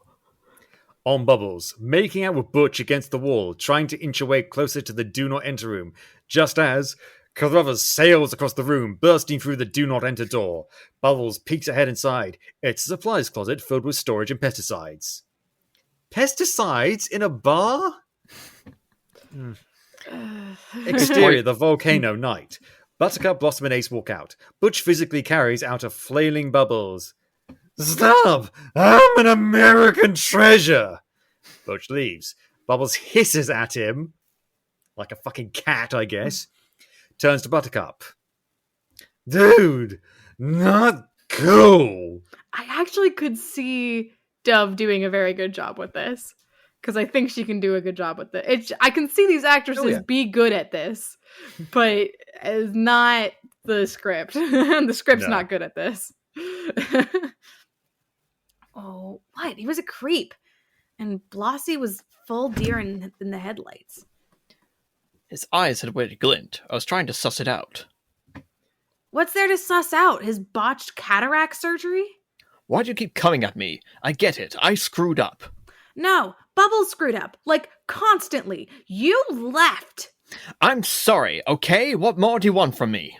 I want the old Blossom. Buttercup becomes emotional. Bubbles nods to Ace to film. You used to boss us around, and you have a perspective and you used to have and have a perspective and care. You were our leader, and now you're this weak, closed off, mopey loser. That's Blossom. You know what I think? I think I'm the only one here that actually grew up, and neither of you could handle it, because you're still beating people up in the bars like you did when you were 15, and Bubbles is wearing knee socks on Hollywood Boulevard. Bubbles, stop filming! Buttercup charges Bubbles and Ace to try and get them to shut off the camera. Bubbles steps to her, protecting the camera. Why was Buttercup beating up people in bars at 15? Well, she didn't bar at 15. Yep. Stop whoring out our lives! You guys bungle the investigation. Your dysfunction is all I have. As Bubbles and Buttercup circle each other, Blossom notices a Razor scooter charging station across the street. Blossom grabs the iPad from the car, checks Drake's numbers. Hey, guys. Bubbles' eyes go frosty as she drops into her ice breath mode. Ice me, and you're going in the dumpster. Guys! They look at her. I think this is the unusual concentration of high-frequency technology that Drake was talking about. Blossom points to the Razor scooters. Buttercup laughs. Oh my god. See, Bubs? He's a sad, lonely quack. Let's go. Buttercup heads to the car. Bubbles sighs. Look to Ace. Let's get some B-roll, I guess. I don't know. Bubbles looks over Ace's shoulder. She films the charging station at the base of an apartment complex. 3 floors up, see a figure watching Bubbles and Ace from their window. Interior, Henrietta's lair, night. Reveal Henrietta watching them leave. Her evil lair is directly above the charging station. Okay, you can't include like nudes, rehab, and all this other stuff within a script that also unironically uses the words evil lair. You just can't. Also, like, they presented... I'm curious to know exactly how old this girl is, because they referred to her as a little girl, didn't they? When Yeah, she I was think she was, introduced? 9, 10, something in the Yeah. script? Why 8? is a 10-year-old possessing people? Her Haver lair is directly above the charging station and is the source of energy that Drake identified. Just in case the readers of the script were too stupid to figure that out. Henrietta turns back inside, surprised to find Jojo sitting in an armchair. Do you break into the homes of all the little girls you hired to do your evil bidding? Jojo notices a woolly bear on his arm, flicks it off. Just the ones who murdered their parents, less red tape. How's progress? He's becoming more squeaky-voiced Team from Simpsons. How appropriate. You know, ups and downs. Jojo eyes Henrietta, less than thrilled with her response. The Powerpuff Girls collected their trust fund in 12 hours. That's how long you had to put 3 of these little bugs in their brains so I could control their minds, make them throw a school bus of kids into a river. And save the day, submitting your re-election. I know the playbook, dude, and I love it aside from the 7 kids part, but I just sent my boy Crawford on a mission and it was a no bueno. Reveal Carruthers on Henrietta's couch, looking beat up. The mission was trying to get a bug in Blossom's ear, but instead we started a fight with Buttercup. Didn't we? Didn't we? I need to do more testing.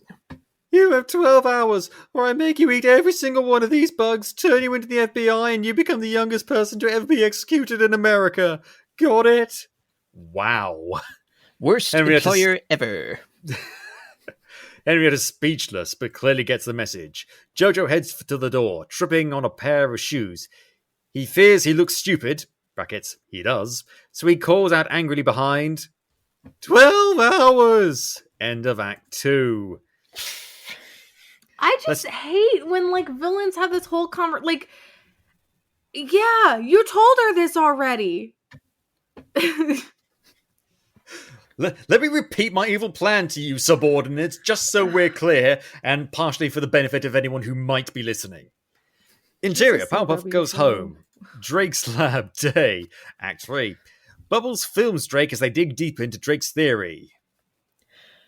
I don't see how I could be wrong. The evidence doesn't lie. Blossom enters, quietly helping herself to a coffee. No, but sometimes people do. Why would I lie about something like this? Because you want us to reunite, Dad. And you know that appealing to my sense of responsibility with the town in danger thing is the only way to get me back on board. Oh, speaking of dangerous, this crazy dude came for Blossom Buttercup and the volcano. He had Scorpio energy. Chaotic. We got it on tape, wanna see? We hear a loud bump upstairs. Blossom jumps, concerned. What was that? As Bubbles pulls up the footage, Blossom silently exits. Drake watches her leave, turns to Bubbles. What did I do to drive her away? Just now, or in a macro sense? Bubbles, not a day goes by that I don't regret my greatest failure. Japan is a tough market to crack. Not really, they've been an anime of the show. Meh.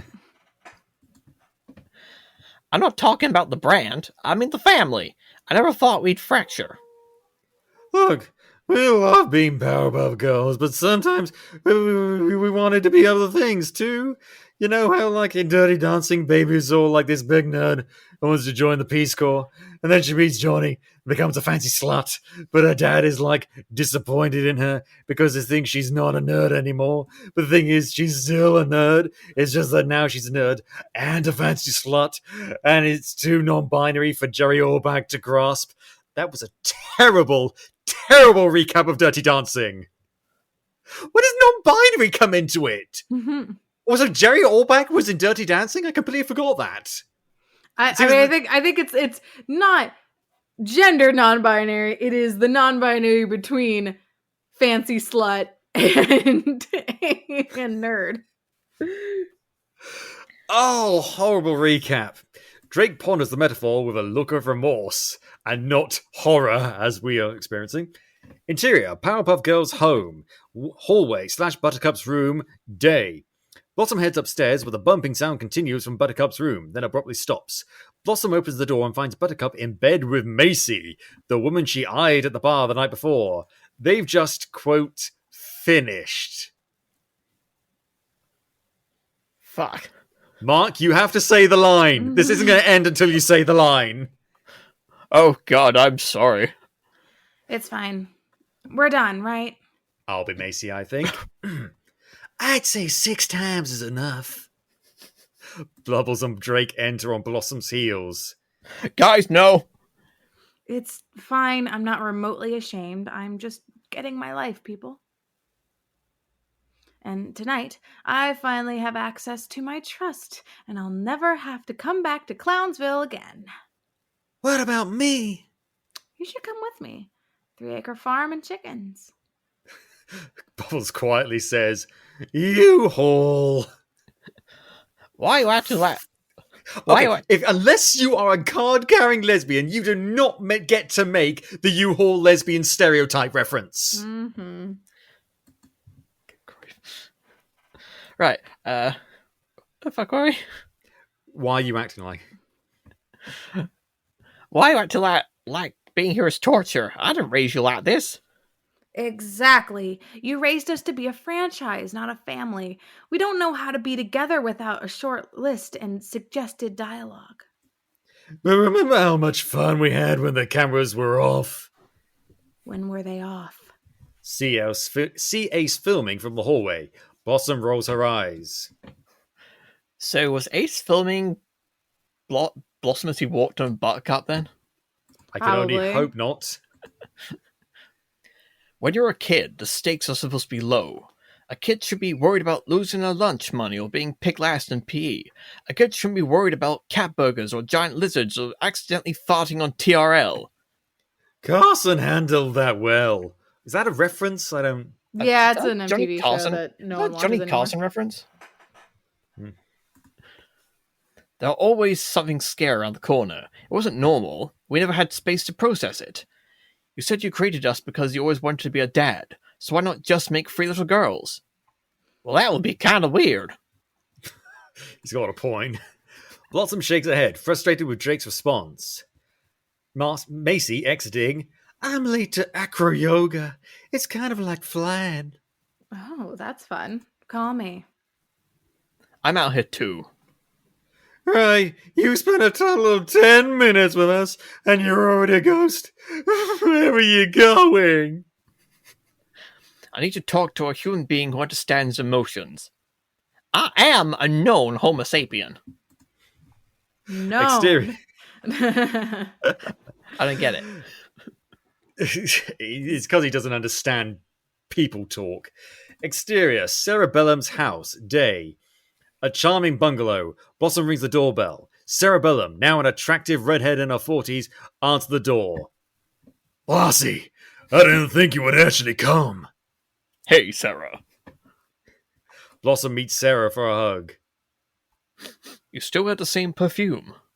Let's try and get this in unison. Okay. Britney Spears, Circus Fantasy. What a... Oh, God. Interior, Cerebellum's house, same. Blossom and Sarah sit in the cozy den, drink tea, and catch up. Sarah's demeanor is warm. She's an earthy big sister type. So she's now a hippie? I was always hoping all of you. Hoping to see all of you. Are my other bees just busy?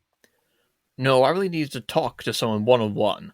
When we're together, it's like we're suddenly kids again. It just gets... Emotional. Yeah, I get it.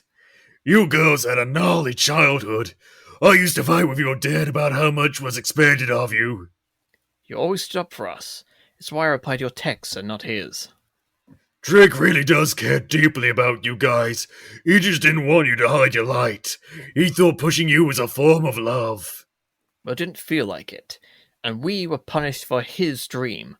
Have you ever noticed that my dad just got to continue living here in peace as a beloved eccentric after we got drummed out town? He lives here, but not in peace. I think he has a lot of regrets about how things went down. He's not a bad guy, Bloss. He can be enraging and oblivious. Trust me, I dated the man for 5 years, but he has a good heart. It sounds like you still love him. Sarah blushes and scoffs. Ugh! As the tea kettle goes off. Sarah gets up to turn it off as Blossom looks at her phone, thinks, then starts typing a text. Interior, Powerpuff Girls home, kitchen, day. Bubbles and Drake sit at the kitchen table, still reviewing footage. They both wear sheet masks and are both flustered. Okay, maybe everyone's internet works, but they are hallucinating that it doesn't because of something in the water? Or like... Aliens. Wait! On the footage, Bubbles spots Henrietta at the window. That's the same little girl we met at the front of the house. Coincidence? Maybe we should look into her. Yeah, she's like 10. So were you. Back when many of villain made the mistake of underestimating my girls. Drake phone buzzes with a text. It's from Blossom. Very surprised, Drake opens it, then smiles. Ho! Your sister texted me. She said if we're still investigating, to look out the bars, flies, yellow eyes. Look at that! Progress! Drake smiles, so touched by Blossom's gesture. Maybe I can come back from this after all. Yeah, once I get my money today, we can use part of my cut to go deeper with our investigation. This city needs a Powerpuff Girl. And post-rehab, I've always wanted to go solo. Timberlake solo. Drake looks guilty at the mention of the money. Right. I have to rinse. Gotta look fresh for the trust fund meeting. I'm gonna drink the mouthwash.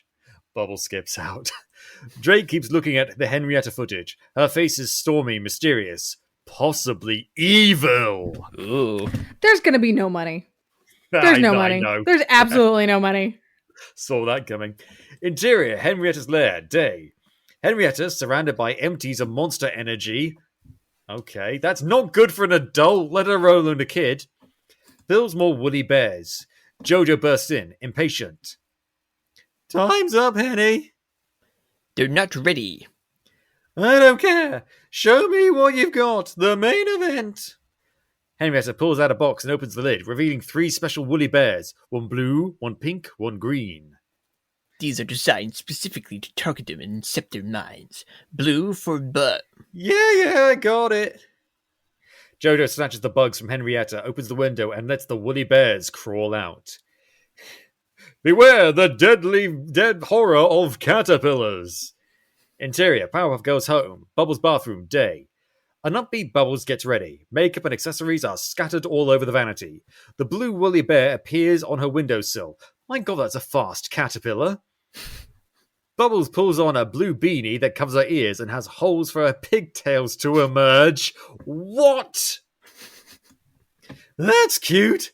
Ski bunny mood. The woolly bear looks perplexed. So am I. Exterior, Powerpuff Girls home. Driveway, same. As Blossom approaches the house, she munches the pink woolly bear crawling up her arm. She frowns, picks it off, and places it on a leaf. The woolly bear falls off the leaf and into a puddle where it short circuits. Interior, Powerpuff Girls home, kitchen same. Buttercup is about to take a sip of black coffee, because she's edgy, when she sees the green woolly bear coiled around the cup. She yelps, flicks it down the drain, and turns on the garbage disposal. That is a series of very funny. They should have switched it to have Bubbles be last to be like the most ridiculous. But the other two are very funny. Interior, Powerpuff Girls home, living room, day. Bubbles, Blossom, and Buttercup sit on the couch across from an attorney, Larry, as Drake stands anxiously in the corner. Larry's a typical cheap TV lawyer type. He organizes papers from a briefcase. Ace Films. Everyone sits in silence. Alex, would you like to be Larry? Sure. Haven't I seen you on a bus bench? I suppose we're both famous. Looks through the papers. So, we're looking at about 5 apiece, right, Drake? Drake watches the girls. Bubbles pulls her beanie up from her ears, hoping she heard correctly. We see the blue woolly bear crawling along the couch, headed for Bubbles' ear canal. 5 million? No way. 500,000? I mean, that feels low, but 5,000.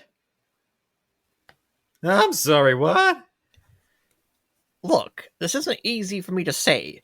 I saw how hard you girls worked, but how brave you were in all those battles. I wanted to maximize those earnings. So I made some investments.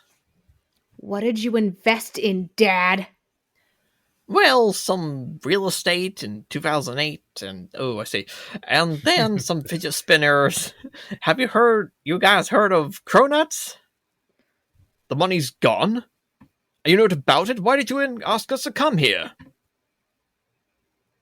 Because I miss you, and I love you. So the evil lab thing was a lie. No, I truly believe disaster is imminent. You are mentally ill. This is why I don't call or visit. She picks up a vase. Drake instinctively ducks and cowers. I'm sorry, Buttercup. Buttercup hauls off with the vase as if to throw it when a chair crashes through the window. Reveal Bubbles, Hulk-level furious, is the one who threw the chair. Whoa. How do I do drunk angry Bubbles? What about me? As she angrily gesticulates, she unwittingly flings off the woolly bear. Larry drops the briefcase and runs. The woolly bear heads for Bubbles again, crawling up her leg. I'm the only one who ever put family in the team first, no matter what. Powerpuff Girls forever, right? I always believed in you and defended you. I guess I'm the idiot you always thought I was. We don't think that. I'm out of here. It's relapse time. Like she hasn't already relapsed. She was drinking last night. What? Well, who says it's relapse time? That's. Oh my god. Hey kids, do you know what time it is? It's relapse time! Drake tries to stop Bubbles as she heads for the jagged hole where the window used to be. Drake puts his hand on her arm. Sweetie. And the woolly bear crawls from Bubbles onto Drake and into his ear. Bubbles flies out the window, a blue streak in the sky. Buttercup glares at Drake and flies after her. You were supposed to protect us, and you never did. Not now, not ever. And because of that, I killed Mojo and it ruined my life. Wasn't it bad enough that you stole our past from us? Now you won't even get a future. Do you even care? Drake is silent. He has a strange yellow glint in his eye. He isn't there anymore, but Blossom doesn't notice it. Cool. Got it. I never want to see you again. She exits as we end Act 3. How many fucking acts are in fucking American TV shows? I swear to God. I know they've got to split up more for ad breaks, but still, Jesus. 5. Act 4. There's 5? Jesus. We're on page 42 out of 60. There's 6 in this show. I'm scrolling through. Yeah, there's 6. Jesus. Oh, God. Okay. A close-up of a man's mouth. It's a police officer. Okay, how do I do this? Bubbles Utonium! On Bubbles, in a holding cell, she opens her bloodshot eyes, plastered with sleep. She sits up, looking rough. Reveal Ace beside an officer outside the cell. He gives Bubbles a brief, compassionate wave. Bubbles stumbles towards him. As they walk down the hallway, Bubbles vomits. Told ya! Fucking called it. Ace pats her on the back. I got a great shot of you freeing all those snakes from the zoo. They were legless lizards, Ace. Spits out the last bit. Not that it matters. Interior, Powerpuff Girls' house, kitchen day. Blossom finishes her coffee, sets the cup by the sink. Stay in the kitchen to reveal a mangled green woolly bear, the one Buttercup disposal ed earlier, crawl out of the sink. Interior, Powerpuff Girls' house, entryway day. Blossom opens the front door when she hears a phone ring. She stops, look inside. At the red phone. But wasn't it unplugged? Blossom walks over to it as... Oh, God, this is just so blatant.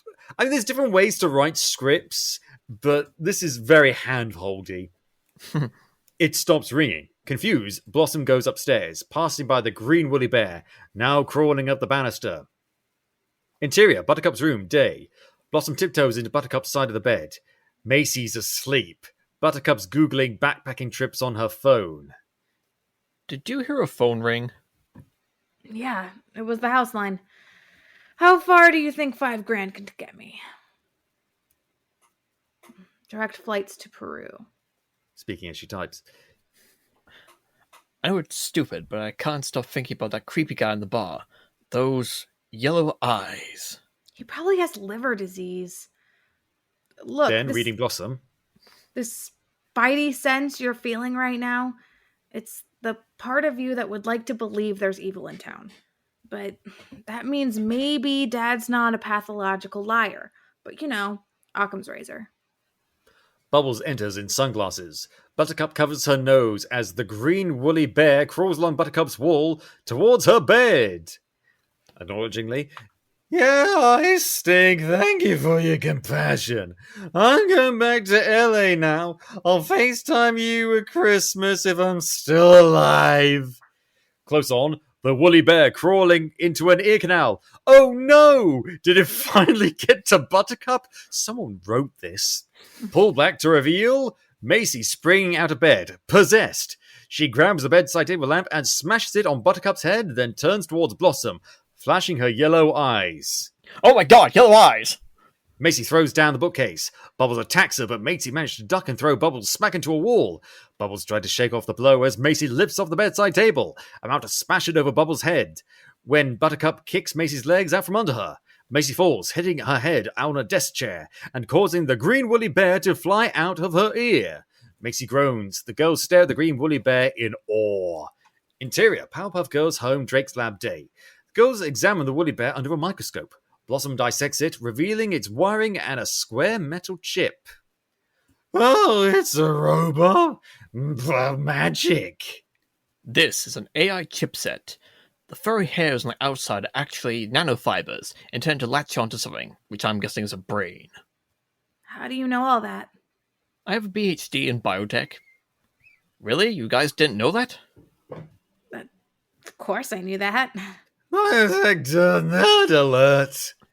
Anyway, I think someone engineered these things for mind control. The guy at the bar, Macy, that's why their eyes had that weird yellow glint. They were possessed. Dad was right. Evil is back in Townsville. Bubbles is stunned. Buttercup is still a little skeptical. So someone puts this thing in Macy to get to her to what? Attack us? Because that was a bunk plan. I don't know. This thing looks pretty damaged. Maybe it's misfired. Dad and I were working on a theory. Buttercup, do you remember that girl we met outside the house? Our biggest fan.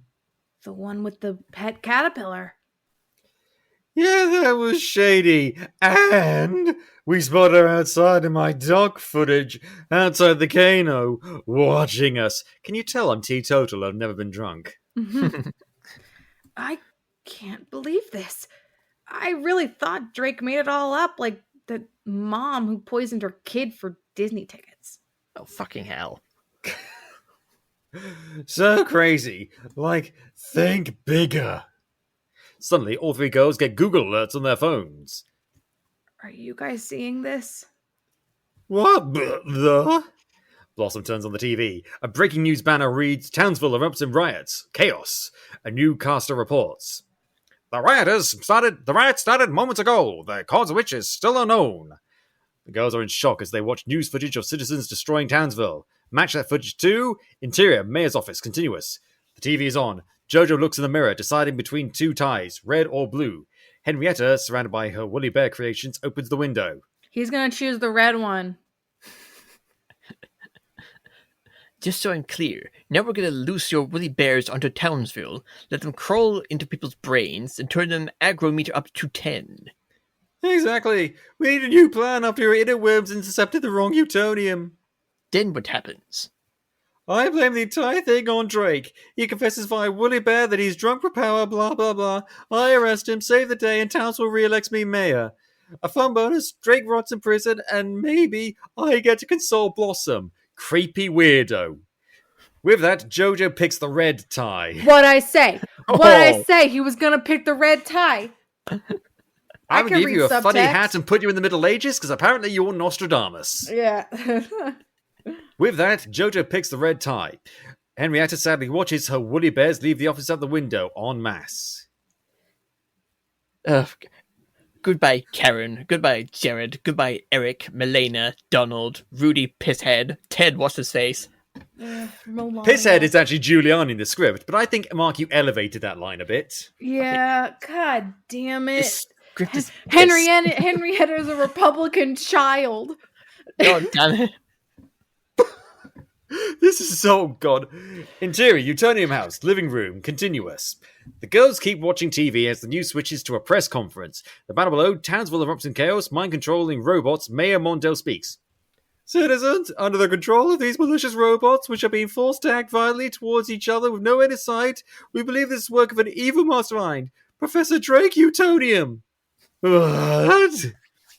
On TV, news footage of Drake on a rooftop screaming. Burn Townsville! All must pay! If you're looking for it, you can see his...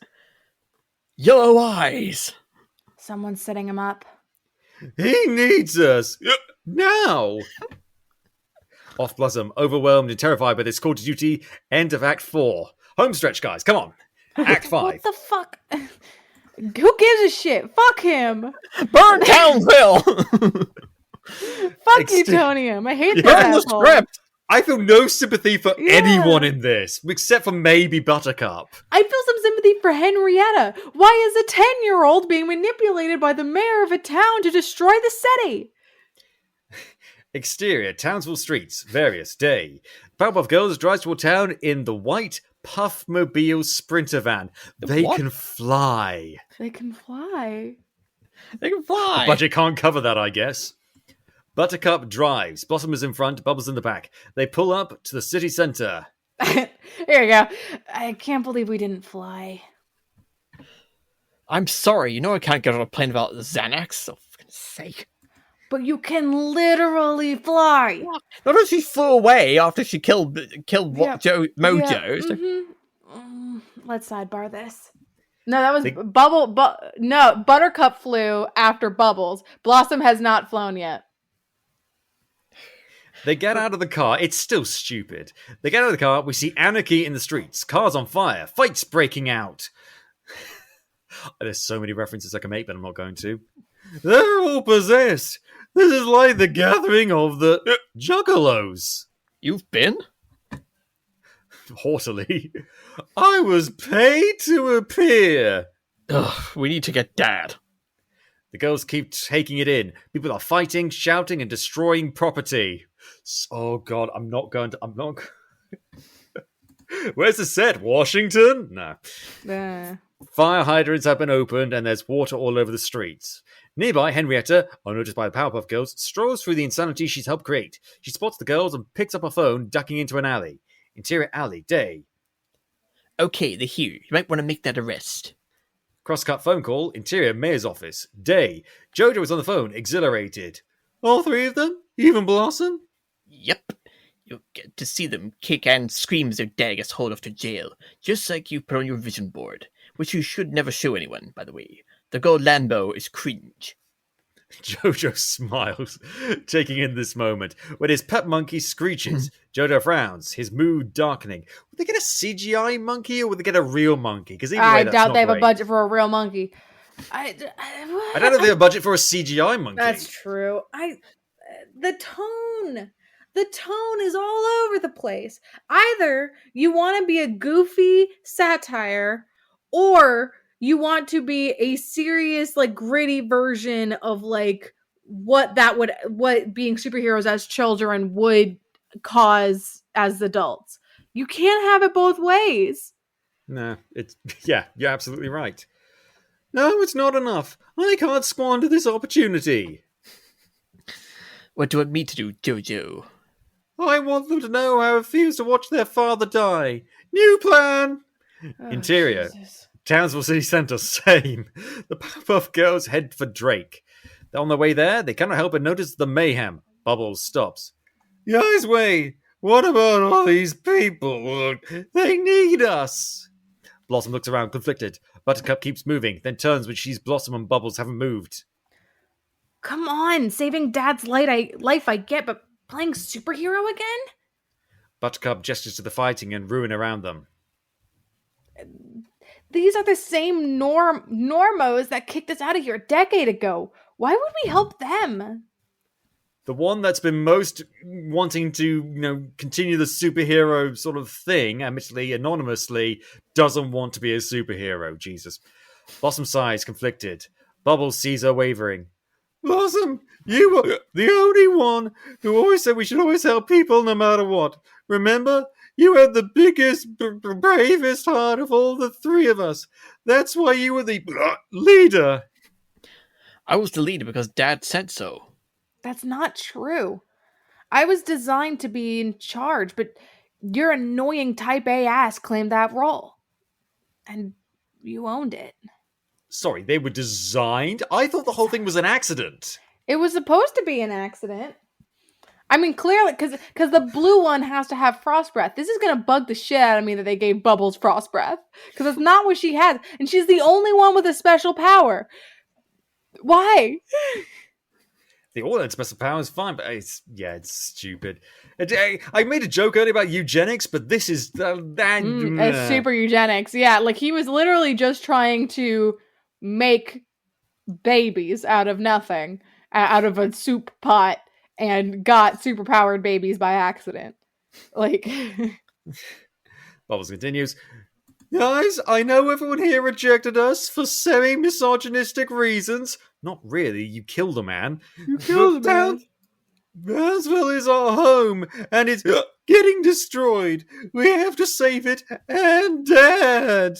To Buttercup, this is our chance to show them that they were wrong about us. Buttercup looks around, taking it in.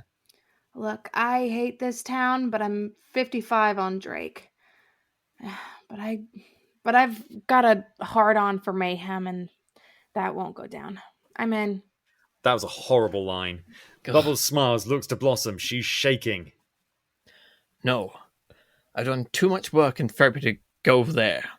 I'm a grown woman now. I have a degree and a boyfriend and furniture from West Elm. I'm not a Power Ranger. What? Not what she said. In fairness, you don't see a Power Ranger over the age of 21. Let's be honest. Sure. Sorry, Powerpuff Girl. Fuck. This is supposed to be like the probably the climax of her character arc, if you want to call it that. And they throw in a fucking corporate sponsorship. Blossom starts to have a panic attack, then runs off. Bubbles is about to take off after Blossom. We have to move on. But Bloss! We'll do it for her, okay? It's what she wants, even if she can't say it. She was always our conscience. I was just the attention whore. Hey, you were amazing. Bubbles nods, touched. They take off in the other direction. Exterior, Townsville. Sky / overhead. Moments later. Possessed Drake is still standing on the rooftop. Bubbles and Buttercup observe from a safe distance. Okay, so Macy hit her head. When Macy hit her head, it drove the woolly bear out of her. We need to do something like that, but on a mass scale, without, like... Killing people. Right. Bubbles looks around. Her eyes land on a spa with an advertisement for laser hair removal. Her eyes light up. Electrolysis. I know you've got the all natural thing, but now's not the time. Please don't make references to the Powerpuff Girls' pubic hair status. Bubbles flies into the telephone pole and rips a wire out of the pole, exposing its frayed end. Buttercup smiles, getting it. Oh, sick. We're gonna fry him? No, we're gonna lightly shock them, enough to drive the bugs out and not enough to kill them. Look, they're all standing in water. Help me grab that pole. They fly over to a telephone pole and begin to uproot it. Interior alley, same. Blossom sits behind a dumpster doing breathing exercises. She closes her eyes and opens them, revealing young Blossom. Right, time for my Emmy-winning performance where I talk to myself. Yeah. Hey, why are you hiding? Bubbles and Buttercup need your help. I don't know how to help. I can't do this. I just want a normal life. No one has a normal life. Everybody has a superpower. And everybody has to decide how they're going to use it. I can't. I can't be the hero they want me to be. So be the hero that you want to be. Do it for you, on your terms. Now it's time to take a chance, make a change, and break away. Young Blossom disappears. Suddenly, the ground trembles. Over trauma. Interior, Townsville City Centre, same. Buttercup and Bubbles hold the telephone pole above the crowd. Just touch it to the water and the shock will spread. Okay, you can't just lightly dip a frayed wire No, into water and that is control not how the this level of works. voltage. It's not how this works. They lower the pole gingerly. A jolt of electricity surges through the teeming mass standing in the flooded streets. People are knocked out. Then suddenly... Look! Woolly bears are crawling and jumping out of people's ears. Bubbles and Buttercup are stoked, but then... Hello, Powerpuffs. Reveal Henrietta on the roof of the building, with Drake. The sisters are in midair, holding the pole aloft. I have complete and total power over him. Right, Professor Cracktonium? Drake nods numbly. He said dumbly, but still. I knew you were a fake fan. No one's favorite is Blossom. Look, I don't know what you want with our dad, but please, let's talk this out. Girl to girl. You're not a girl. You're a boring grown-up. Used to be cool. Hang it up and start a book club. She's 25! Yeah. Bubbles lets go of the pole, ready to save Drake, but with the electric current, it's too much for Buttercup alone. Bubbles! Bubbles sees Buttercup meet her and helps her with the pole before it crashes to the ground, but the sisters are stuck. We can't drop the pole, it'll kill them all.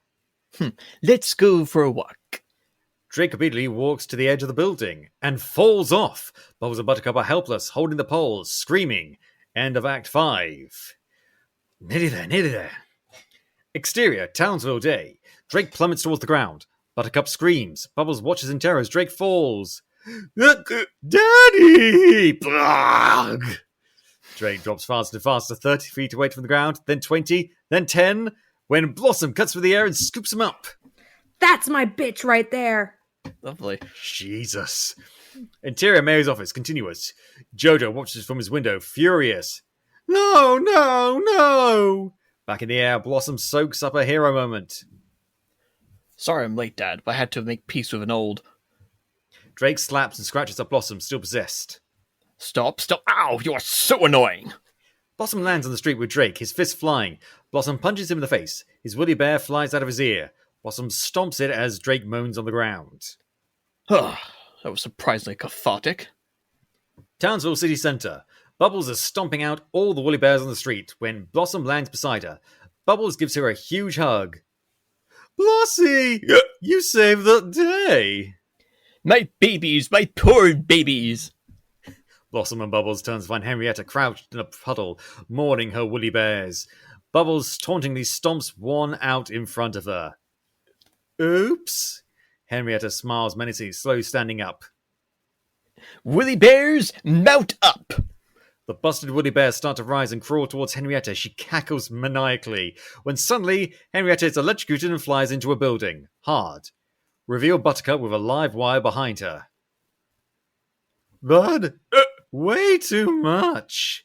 Their sisters hover around Henrietta's lifeless body. Oh no. Did we just kill a kid? I mean, you killed her. Sometimes you have to kill the child within in order to... No. This is really bad. Then Henrietta starts coughing. Buttercup's eyes light up. Not dead.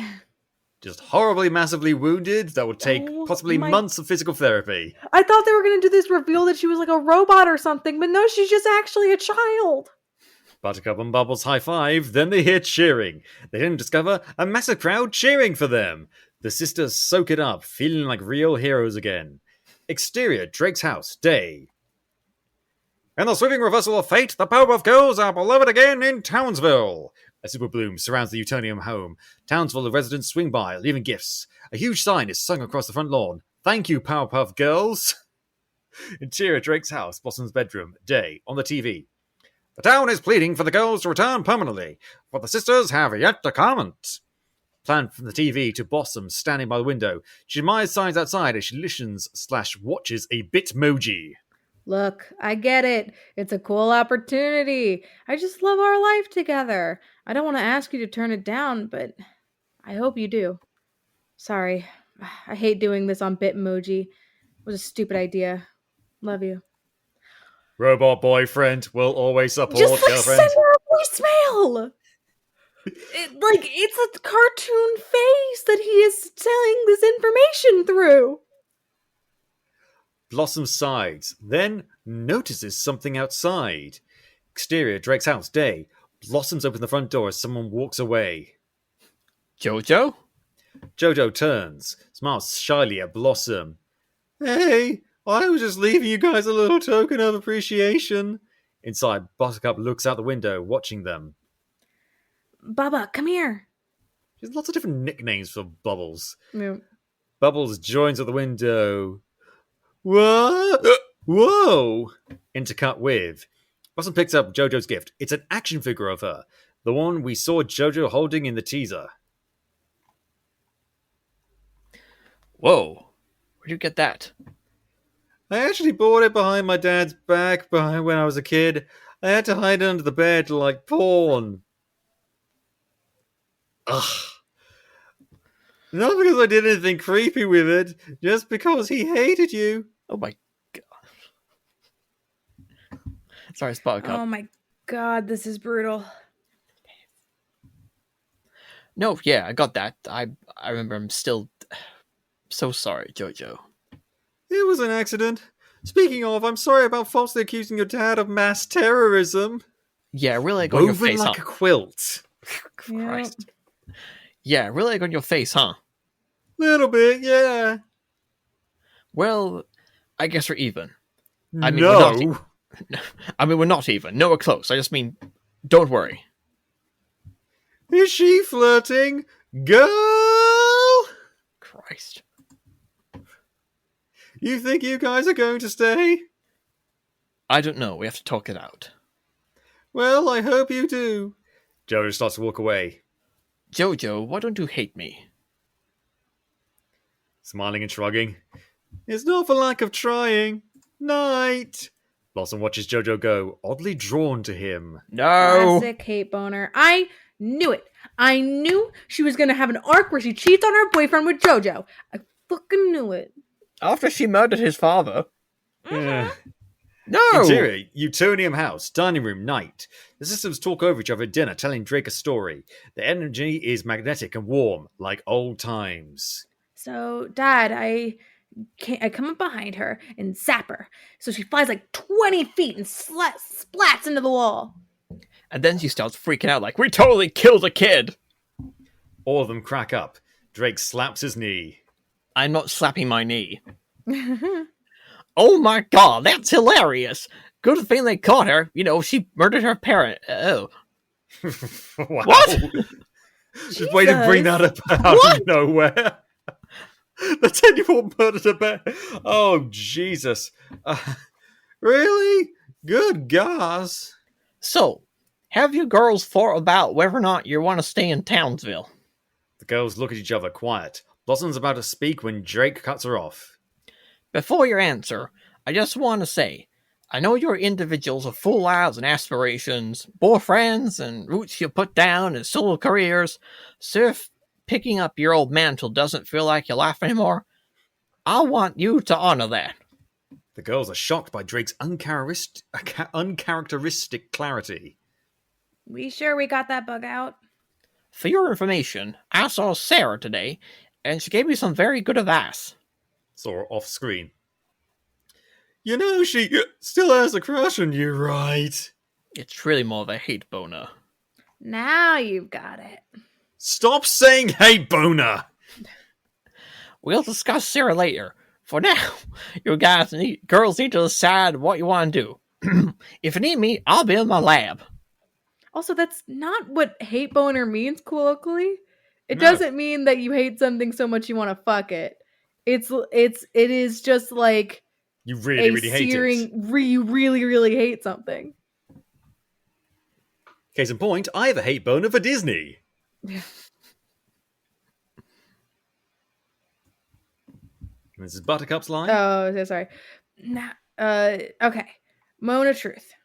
We in or we out? They share nervous glances. Blossom the most conflicted.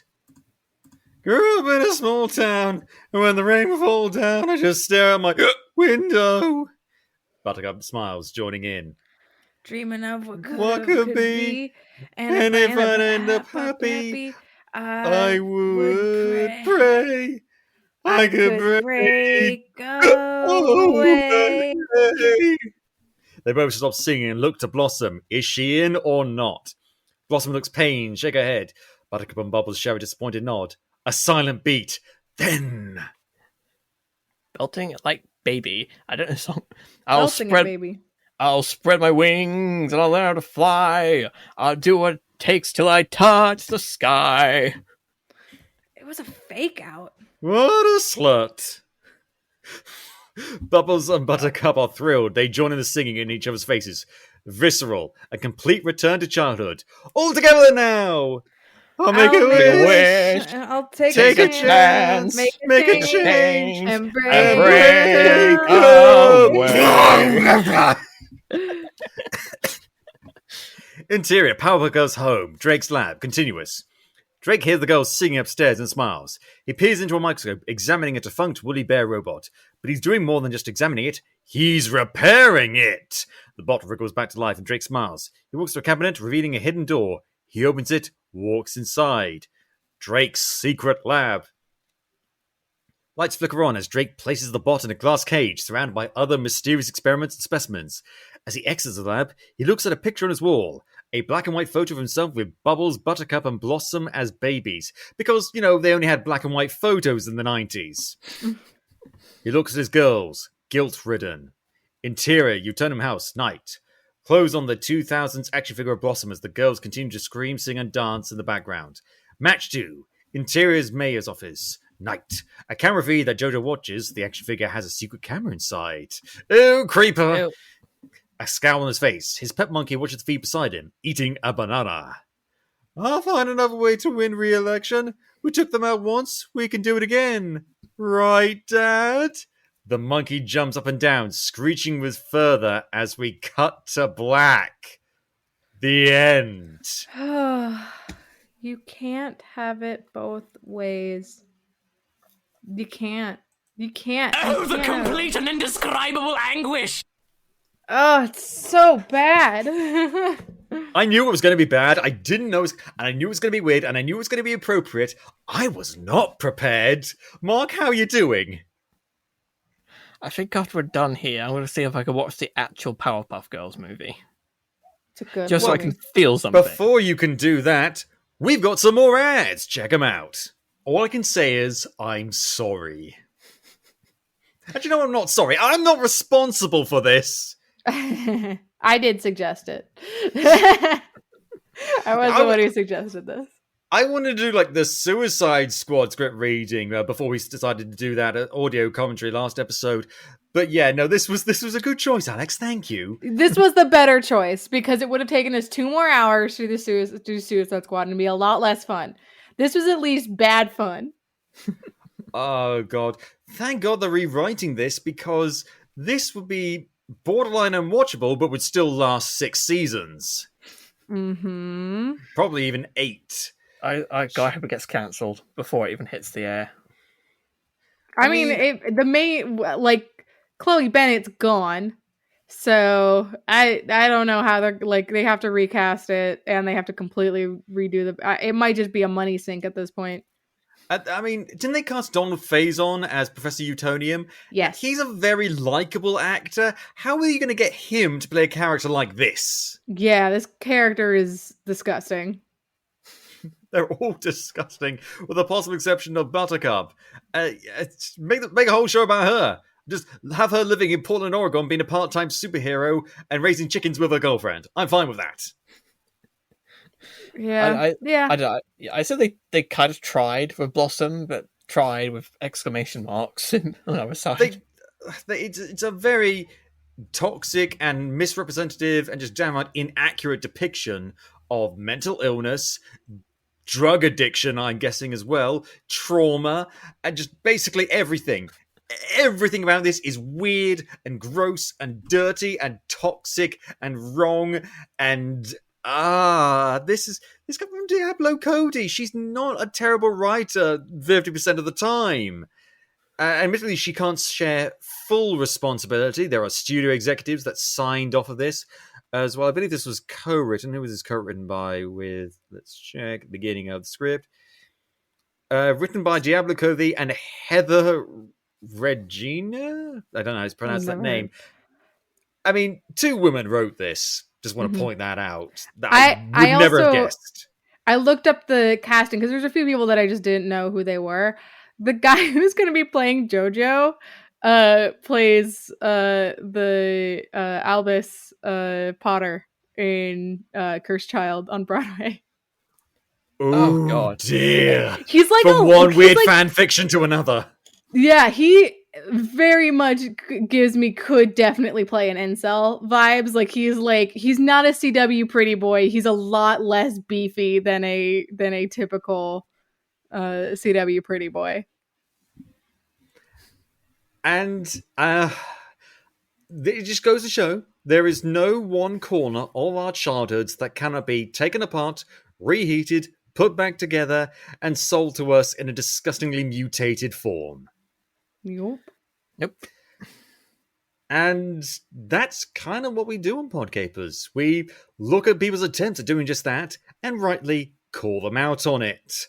Along with, rants, interviews, and the occasional musical number. And we've been doing it for a while now. Safe to say, we're going to keep on doing it. I'm not going to stop anytime soon, and I hope you guys will come with me on the ride.